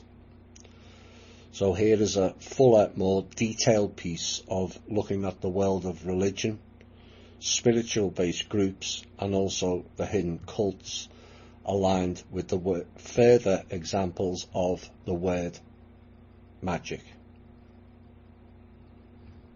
We'll start, as it was an Irish show, predominantly people in Ireland are, in fact all people in Ireland are Catholics. I know that Protestants won't like that, but it's the truth.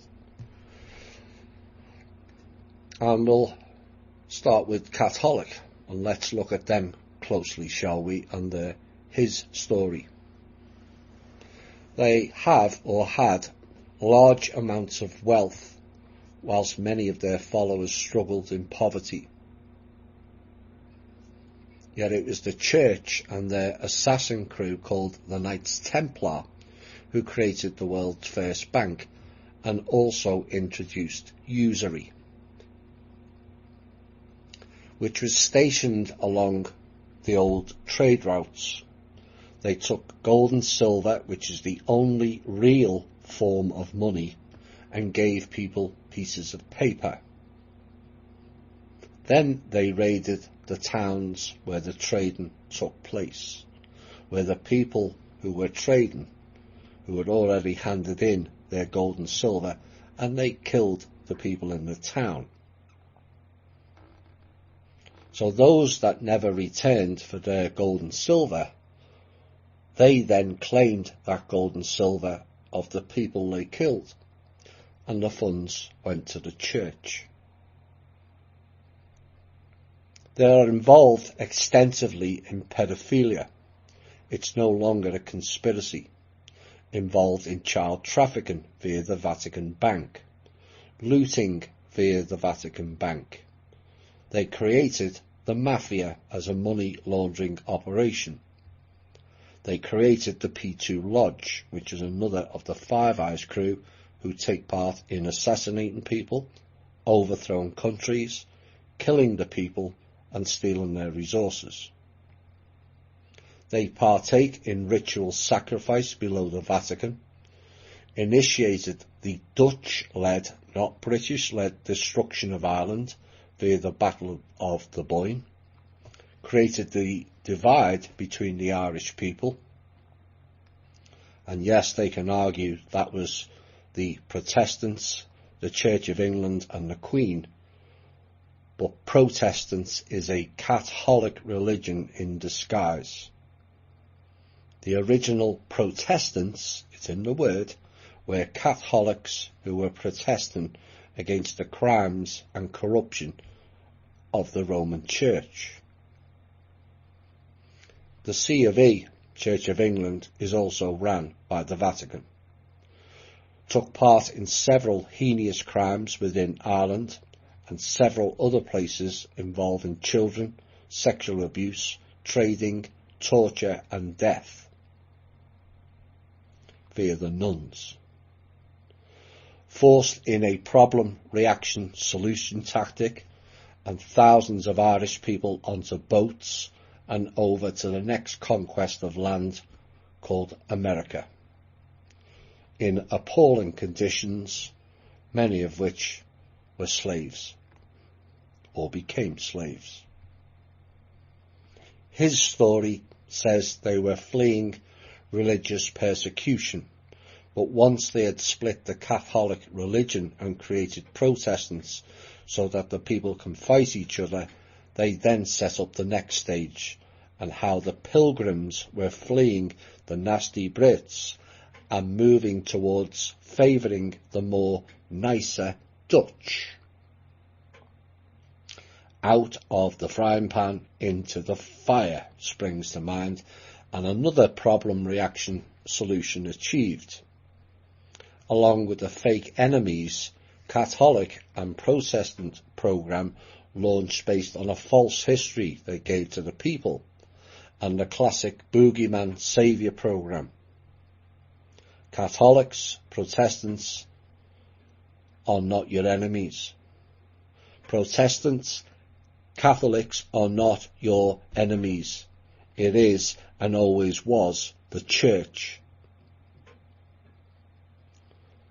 Pilgrims were not fleeing the England Church and State, but were being corralled by the Zionist-led Dutch movement. Christopher Columbus, who to this day we are told founded America. Why was it lost? Did he rise the whole continent out the water like a turtle? He didn't find it at all. It was the next stage of the Roman Empire under the auspices of the Hebrewic Kalima movement. Columbus was also funded for that journey by the Vatican. The same church set up fake charities like the Salvation Army, the Red Cross and Mother Teresa. Most of the funds were or are funneled back to the church, same as the Mafia. They went about during the 1500s to the 1700s and possibly beyond, setting fire to the whole of Europe, all the major cities, and that's something that's not well known, to destroy the history of Europe and its peoples. The Vatican Church was also the holder of all the birth certificates and bonded us to them as chattel, then leveraged vast funds against those bonds called stocks. Stocks are a bind term. Then looted our personal funds at age 7 when we were declared lost at sea, as in the Holy See. They burned several people alive during the alleged witches phase, but these were people exposing the church. The same church is represented by a negative ET race with the fish hats, the Dogon from Sirius, and worships the even more negative race of ETs, the serpents.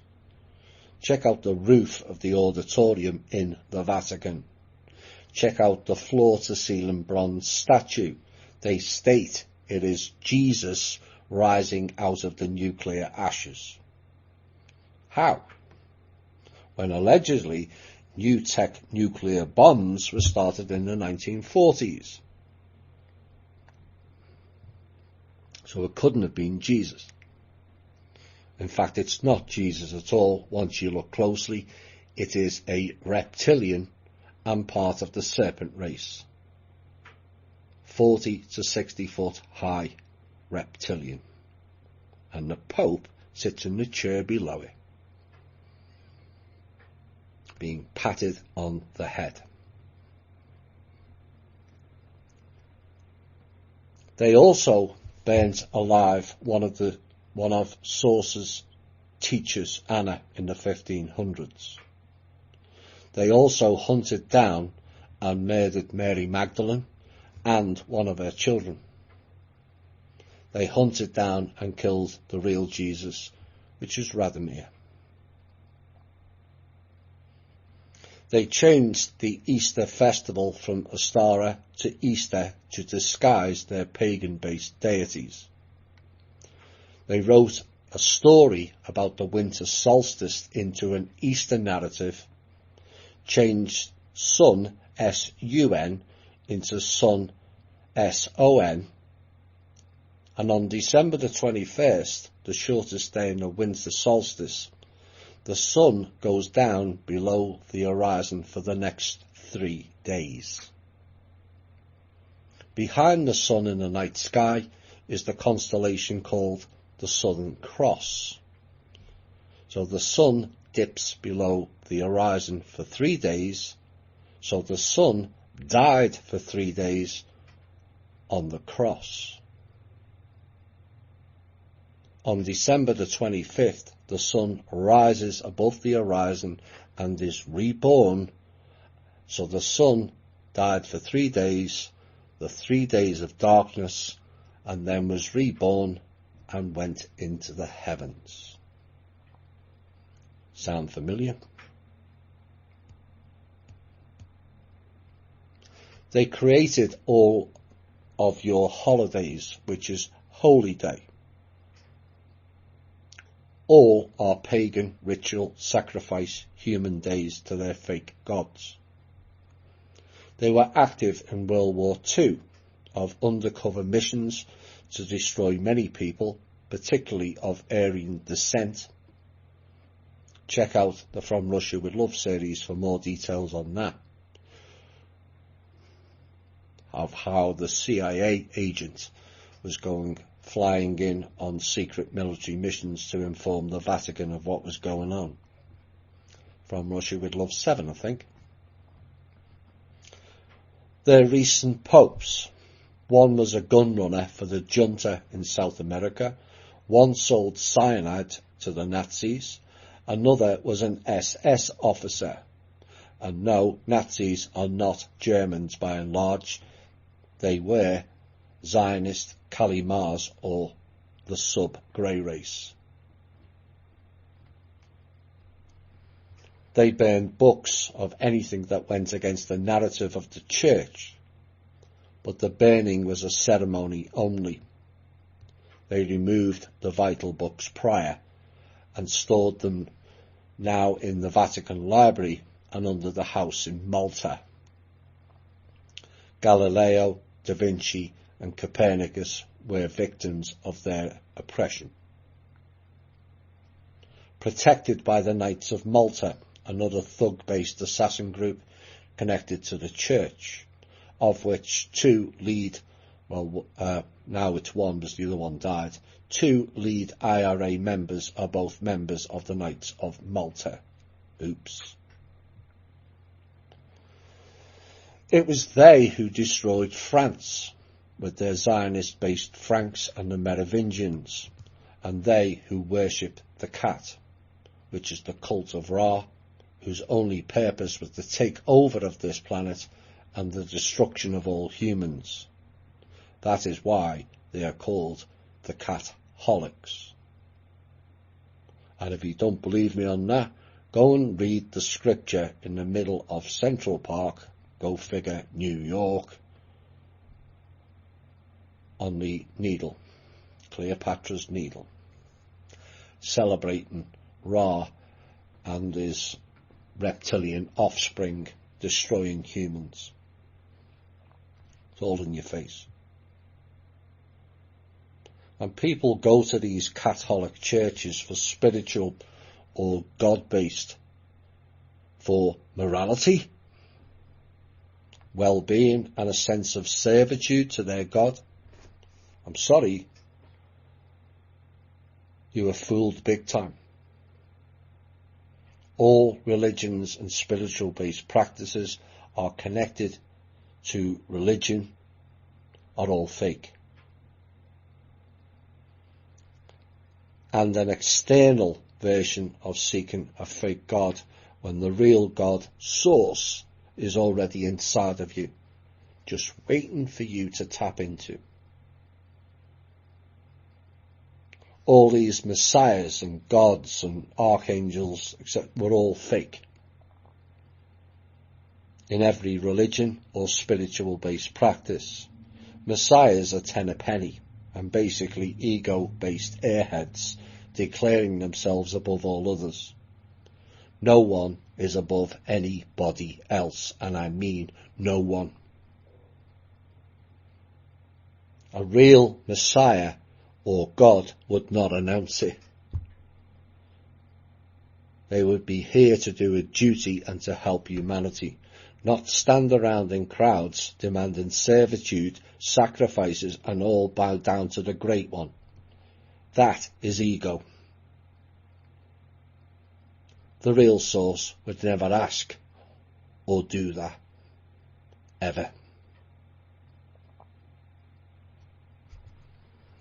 As for all the offshoots, like Baptist, Methodist, Puritan, Episcopal, Evangelical, Lutheran, etc., they're all offshoots of the same church, no matter which way you mask it.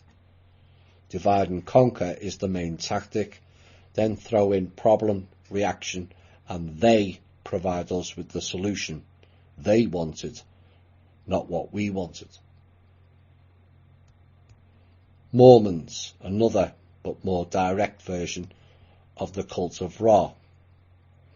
Like the Vatican, has vast amounts of wealth, stolen under false pretenses, and sometimes the use of violence-based threats to and from the followers.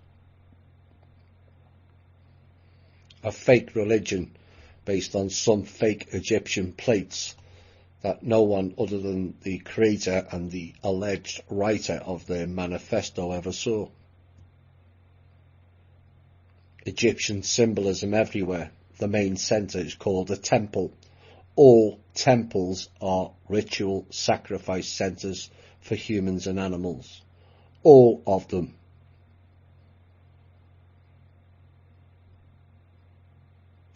They are heavily involved in pederasty and also pedophilia, a fear-based cult that demands 10 to 20% of your earnings, or else you lose your job, contract, or worse.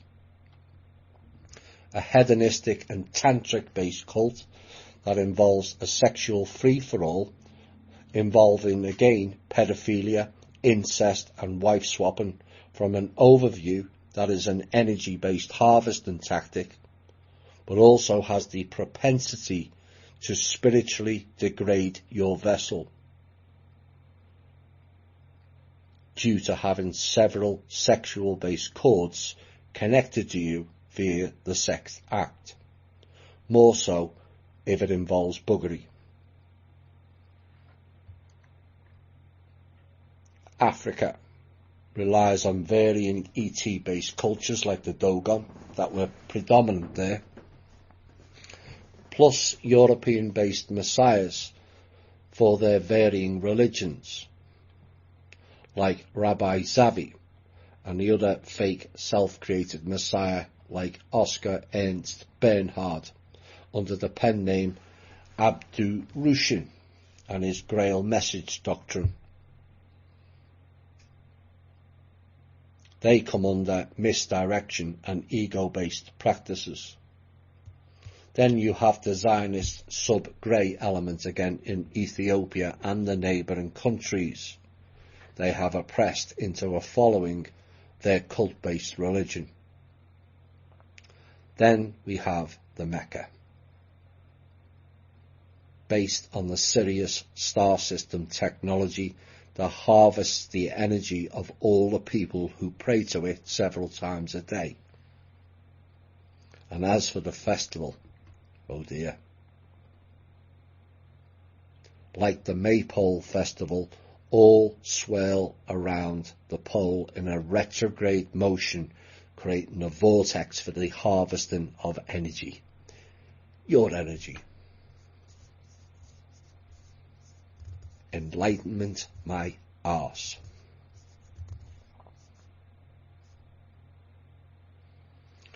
For evidence of how easy it is within a culture to create false gods, one needs to look no further than the Pacific Islands.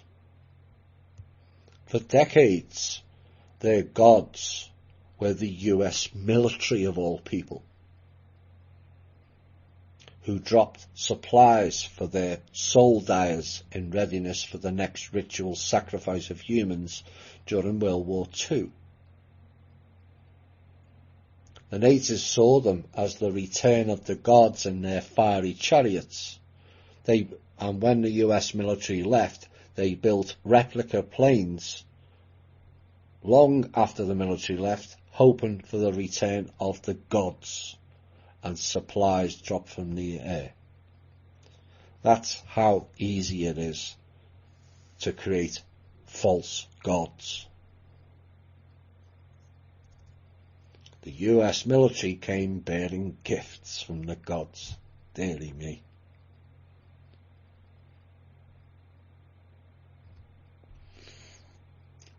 East and spiritual based practices we have covered recently.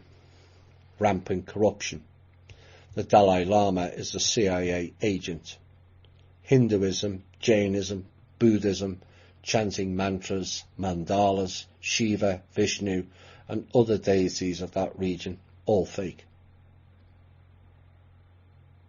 Massive loose fest harvesting involving tantric, CDs and other spiritual based practices, and again the heavy use of the Messiah complex, using threats and intimidation. Again the use of sexual based coercion and some of the most barbaric ritual sacrifices the planet over. That involves mass human and animal sacrifice, including the evidence of bestiality with the animals inside the temples. Like I said, all temples supposedly place of worship, yet is achieving its main goal of harvesting our energy, and is a sacrifice centre.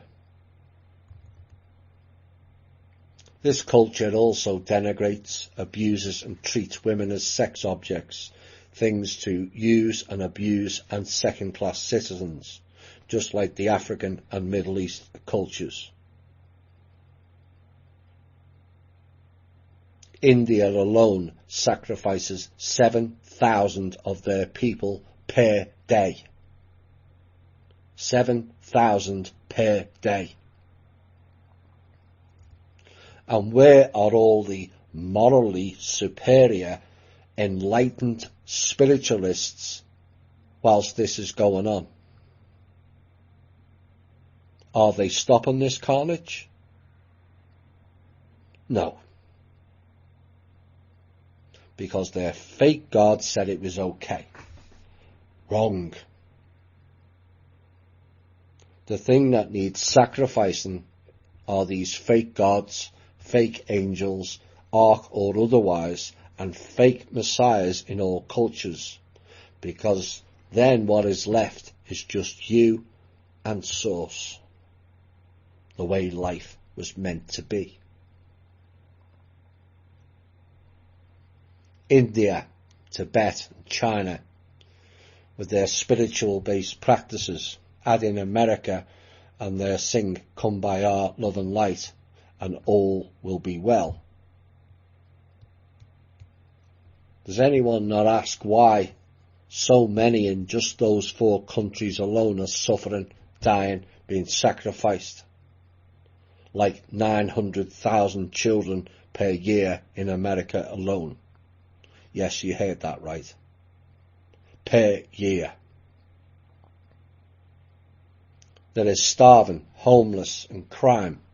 If all these practices were so righteous in the real world and real, the world would be a much better place, would it not?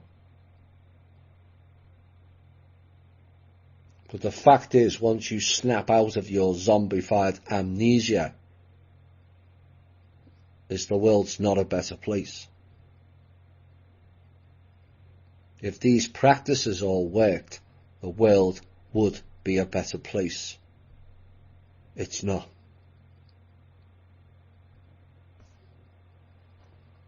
%80 of the planet or more are involved in some form of religion or spiritual practices that allegedly teaches you all kinds of nice things, and yet the planet is divided, violent, chaotic, and the worst aspect, non-caring. Which God teaches you that?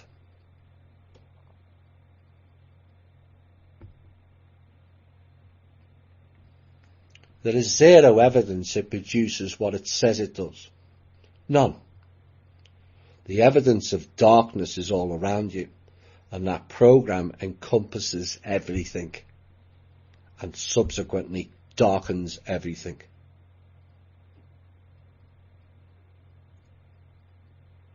There is a common trait throughout alt media, and in particular CIA agent Stephen Greer, and also the ancient alien sellout crew, that these gods or ETs all came for our development.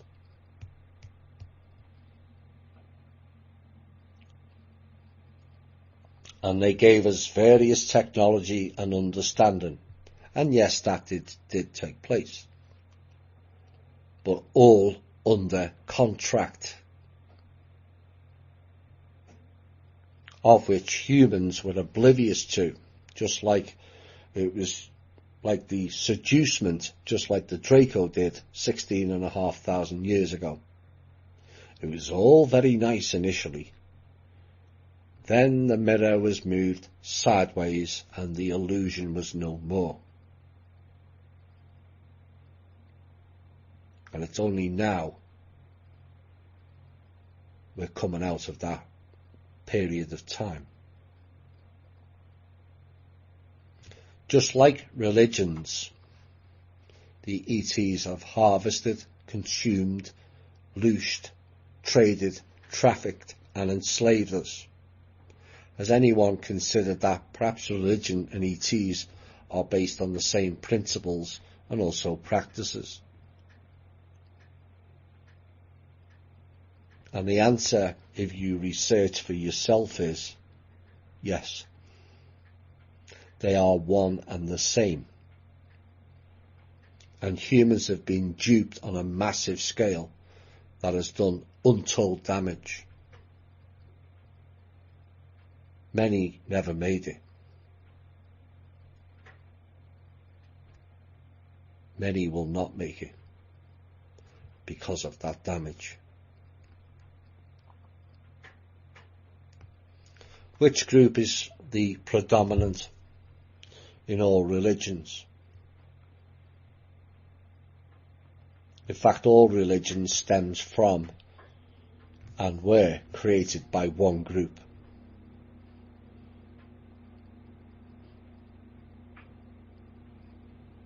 Their books, the Torah and Talmud, they go by several names. Both of those books think humans are expendable slaves with the most heinous writing, directives and acts ever on this planet.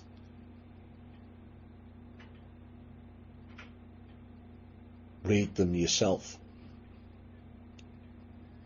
They go by Hebrews, Israelites, Jesuits, Jews, Subgrays, Zionist, Kalimar, Cult of Ra, Anunnaki and Anunnaki Zionists, all of which comes under the Order of the Black Sun, who worship evil and death. And people want to go to their churches and temples?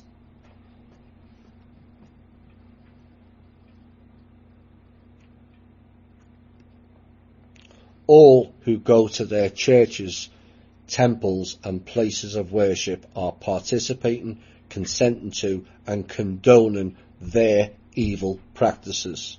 There are no ifs or buts anymore.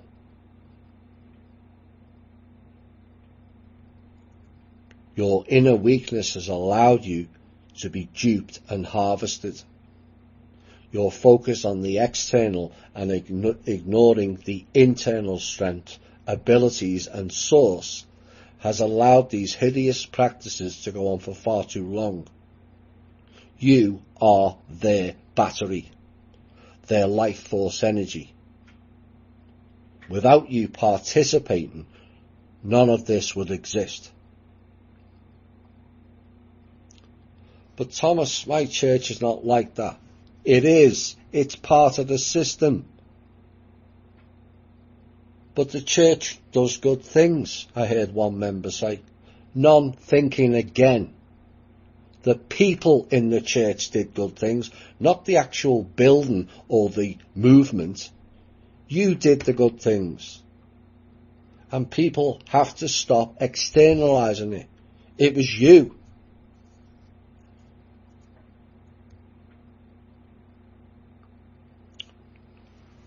Before we go into the music break, 7 things about books.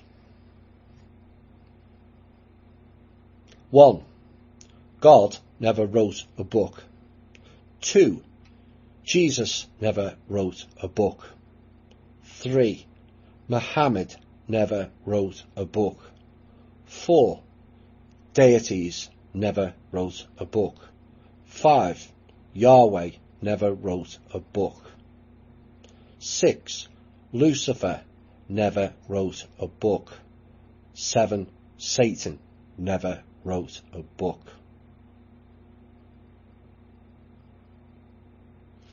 The only ones who wrote books were the disciples of the dark forces and evil.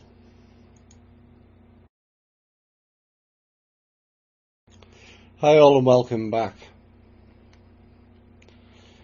Is it easy to walk away from religion?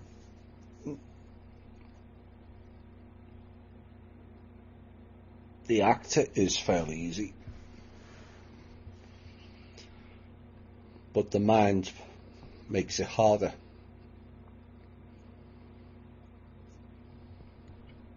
You know, we have people within our own group, and one in particular who is indoctrinated in one of the cults I've just mentioned, and yet she plucked up the courage and walked away. That person is 100% better for doing so. She will tell you that herself.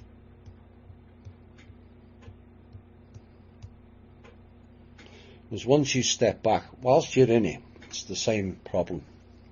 When you're in it, you're in the middle of it, you cannot see what's going on. You become immersed and indoctrinated into it. But once you step outside and see it for what it is, the narrative falls apart. Like all the crimes, and there's several more I could have carried on for another 20 minutes of what the Catholic Church have been up to. But you got the gist of it. Does that sound like a program of positivity and improving your life?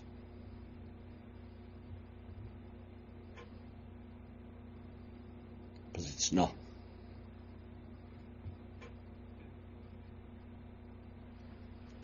You join that because largely it's passed down.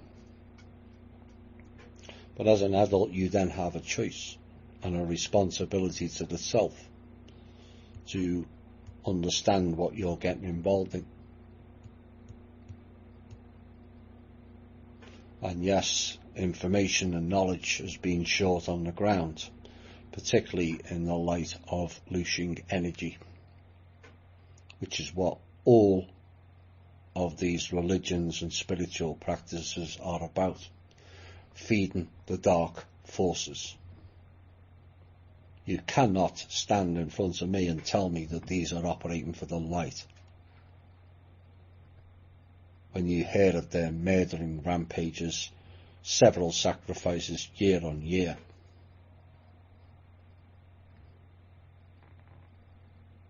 It's delusion.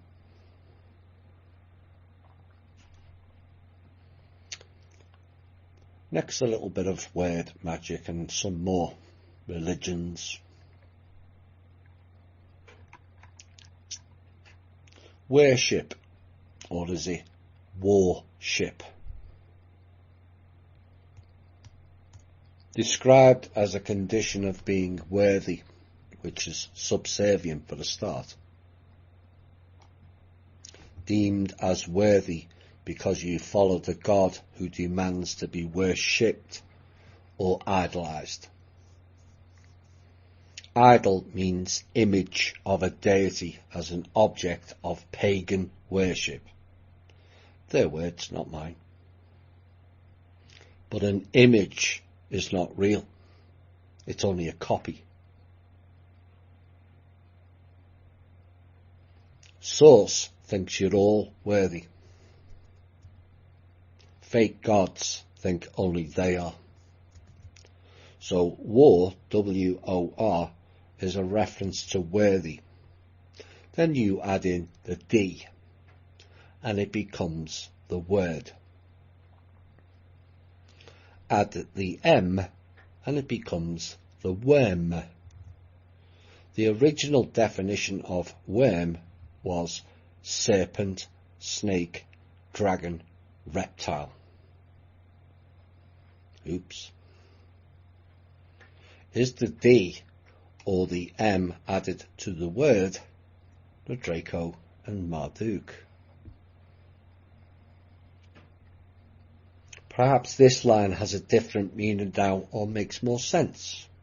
In the beginning was the Word, and the Word was with God, and the Word was God.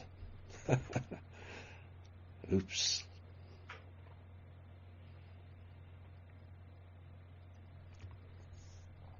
Then we have the second part of that word, the reference to ship again, the vessel again, maritime law, or maritime, to be precise.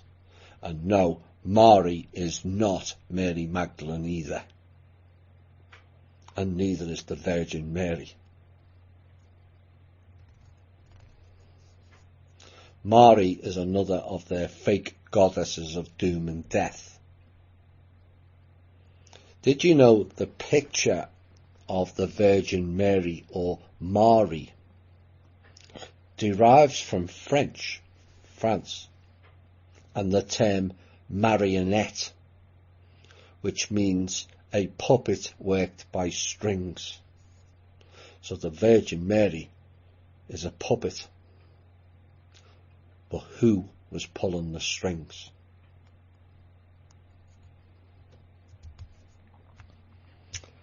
Mumbo jumbo. That's something I hear too much in America, but it was used a lot in the back in the UK. And it's a term often used now as babble. In other words, lawyer speak. And yet this isn't actually an African deity.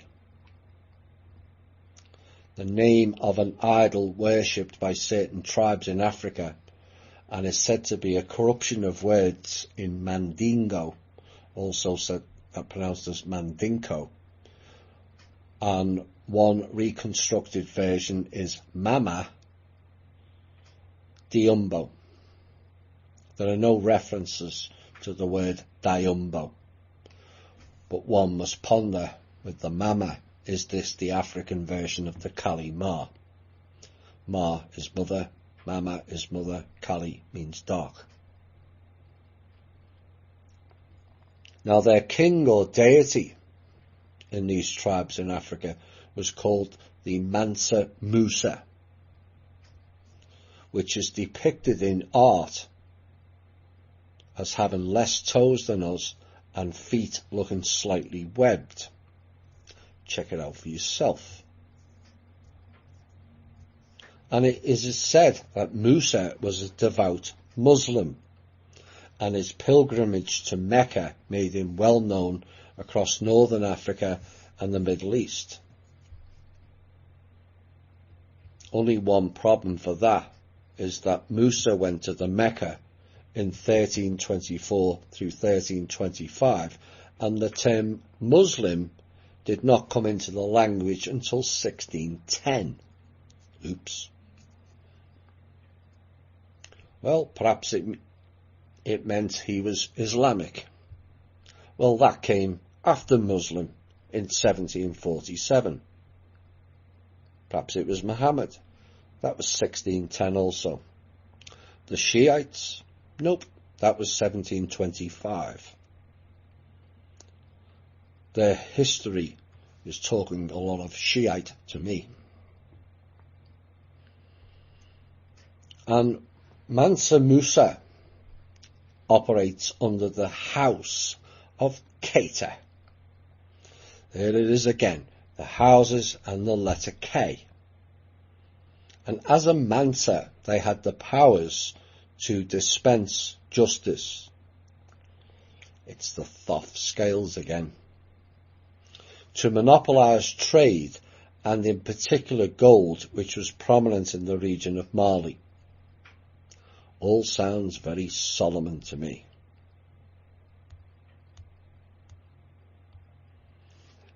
In almost eerily coincidental circumstances, the term Mansa is the name for 2 towns and a state, 2 temples and a Deva deity in India.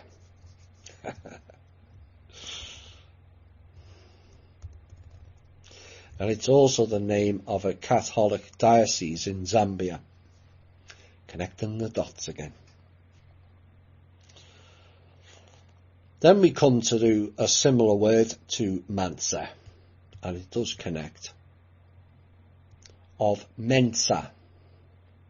So instead of M-A-N, man, it's men, M-E-N. And they are linked in African terms. But Mensa is also known as the IQ test group, which may be symbolic of wheat and chaff again, and perhaps we'll see why. Mensa is a dim southern constellation that is visible near the south celestial pole between the constellations of Hydrus and Chameleon. Hydra, Draconian and Chameleon, both of which are reptile groups. And that particular constellation is held to be a representation of the Table Mountain in South Africa. And the Table Mountain is a South African icon, and it's the only natural site on the planet to have a constellation of stars named after it. Mensa meaning the table. So what type of table are we looking at? Well, perhaps this helps. In Roman Catholic terms, Mensa means the top of the altar. Altar means a sacrificial slab for burnt offerings, to honour by burning sacrifices to the gods. Oh my. The top or central slab upon which the Eucharistic elements are placed, it is said. So what are the Eucharistic elements? The sacrament, oh my, binding again, of Holy Communion. The sacrifice of the Mass, oops. And the Lord's Supper, oh dear. The sacrifice of the Mass and the Lord's Supper has so many connotations, none of which are pleasant on the ears or the heart. Remember, we are, or as it's the case now, we're not top of the food chain.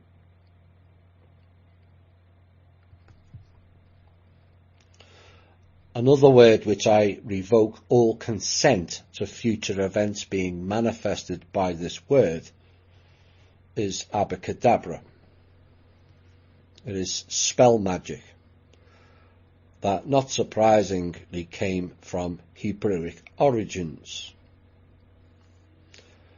Evra kedivra, meaning I speak, therefore I create, and also has origin in what is described as a separate culture, except it's not, more illusion again, Aramaic. They used the word spell avad kedavra, meaning it has perished like the plague. Oh my, From Russia with Love is proven correct again. So abracadabra is a death spell.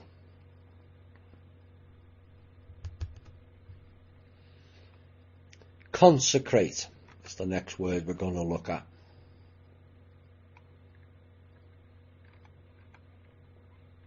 The act of separating from a common to a sacred use. Ritual dedication to God. But there is another word connected to consecrated in both German and Gothic that means consecrated and also holy. So the pirate of holy and consecrated is the word guile, Guile, which means deceit, wile, fraud, ruse, trickery, sorcery, and witchcraft. Consecrate. The act of separating from a common to a sacred, sac-red, blood sack. Ritual dedication to God. And from that comes the word inauguration. Perhaps the president's sworn-in ceremony has a different meaning now, from common to sacred use, except they don't count the people as sacred. Consecrate and make holy comes up again with the term to bless, B-L-E-S-S. Old English, Bletzian, Bledsian, Northumbrian, Bloedsian, bless, to consecrate by a religious rite, which is a binding, make holy, give thanks, was a much later version. It stems from Proto-Germanic blodson, which means hallow with blood, mark with blood. From blotham, blood. Originally a blood sprinkling on pagan altars. That's the description of bless. So a blessing was a sacrifice on an altar for pagans in the church. And given it's related to blood, perhaps the word bless is a shortened version of bloodless, which is what happens after the ritual sacrifice at the altar.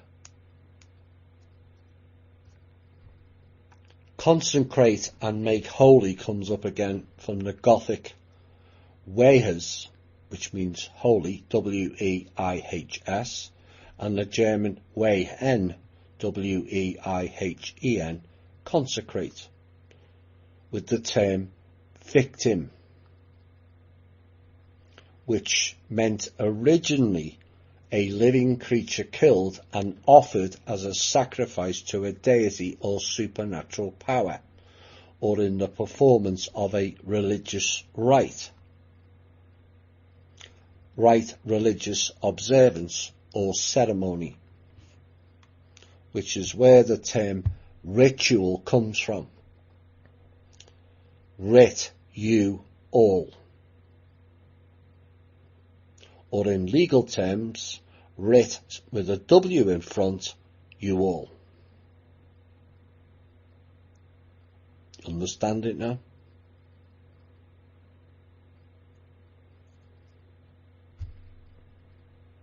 When you add the word hood, which is stated as a soft head covering, to the words victim and priest, who are the hooded robe class, and join them together, then perhaps you will understand where all your victim and victimhood stems from. The priests. These priesthoods also operate in the courts, but known more so as judges. But essentially they are the high priest or priestesses, and this is the reason why they wear the robes. A public representative of the priest class is there to be feared, with their shipping docks on land, and throwing us, the vessels, into their docks, replete with their Freemasonic tool called the gavel. That's where that comes from. Passing judgment, just like the church. Hypnotizing, just like the church, with their spellbinding document, which means ship of the mind. Spellcasts abound, just like the church, with their gospels, pronounced go spells.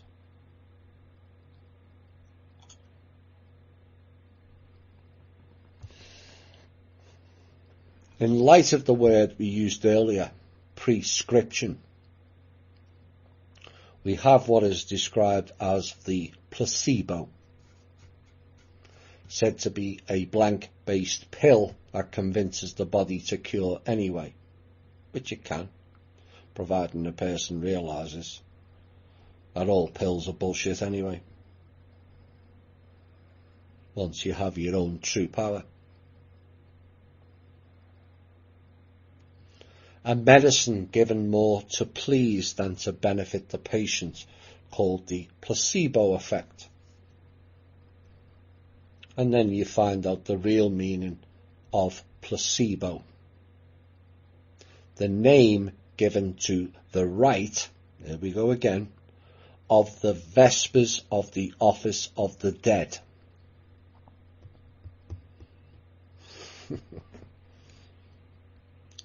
The name given to the rite of the Vespers of the Office of the Dead, which essentially means the underworld.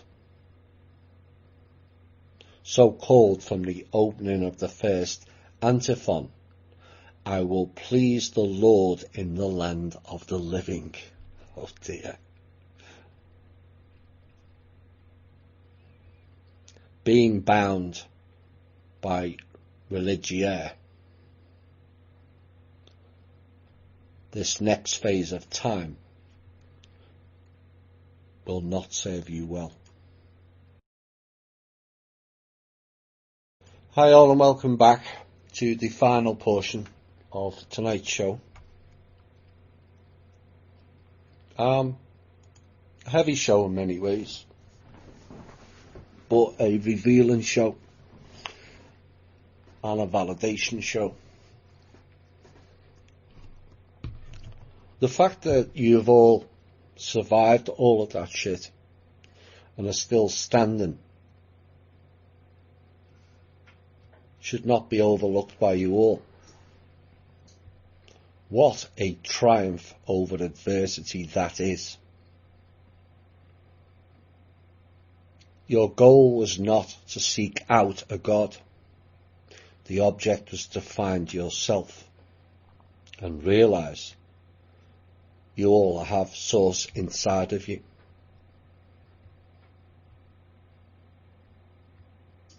Congratulations to you all for getting this far. Living a lie with the majority of people in your life was stated this week by one of the members, and yes, it is correct. We've lived the lie. You have not been you, and you have accommodated them, is the reality. The desire to fit in is a strong pull, but it is a damaging one for yourself and also your soul, which requires you to be you and sovereign, not a copy and paste of others. We are the icebreakers. We went to the lowest steps on the journey of discovery, came back to the surface with samples, but society or signs of the people will not accept the evidence. And we ponder and wonder why. This can create reaction formation, but we have to be careful where our energy goes. Sometimes people ponder on their own inner work a lot, and sometimes that can lead to over-analysis. But over-analysis is a form of denial. To over-analyze means that you have the correct answer, but you refuse to accept it. And then you go on searching for an answer you would prefer rather than accept the truth. Remember that the truth is for one is not necessarily truth for another, and that the truth has a tendency to drive you crazy just before it sets you free. Perhaps what you once thought was craziness is simply what it takes to free yourself from outdated belief structures or beliefs. You cannot expect others to know what you are thinking or feeling, or to understand your moods and bouts of secrecy. They may think you're on a different wavelength entirely. You know you are. You may be difficult to approach or comprehend, and this applies in vice versa also. But seeking an answer of what is wrong with the people around you becomes a lesson in over-analysis and also denial. It's not the case of giving up on them unless they intrude upon, harvest or distract your path.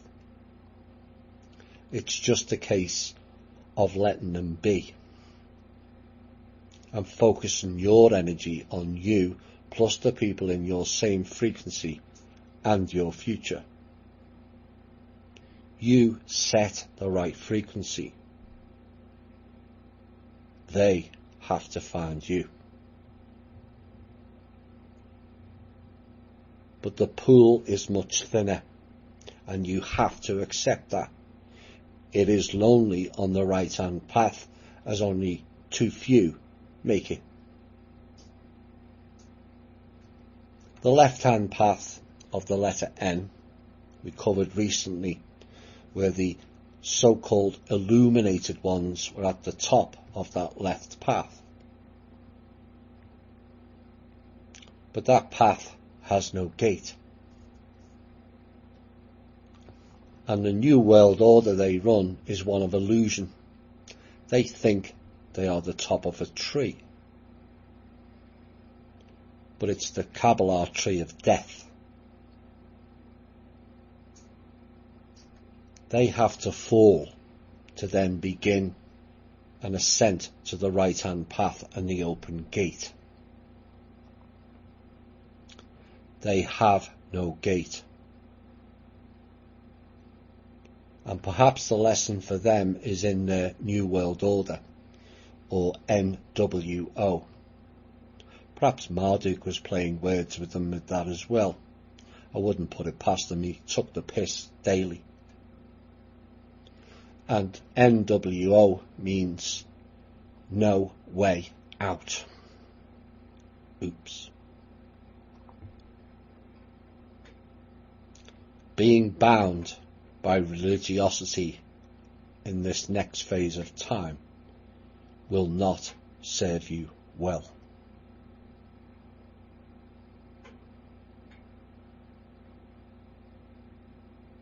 I will leave you with a few lines from a song that encompasses right from wrong, the pain of separation, the loneliness of being in a small pool, the pain of the two worlds, and the promise of 2020 and its visions. And when the broken-hearted people living in the world agree, there will be an answer. Let it be. For though they may be parted, there is still a chance that they will see. There will be an answer. Let it be. I'll be back at 2 p.m. on Saturday for a THI special. I hope you all join me with that. It will be interesting, and you will have a role to play. I hope you've enjoyed tonight's show, as heavy as it's been. But like I said at the start of this piece, the fact you've all survived that is the ultimate triumph over adversity. And perhaps you should give yourself, all of you, a bit more credit. This has been the Truth, Honour and Integrity Show. My name is Thomas Williams. Bye for now.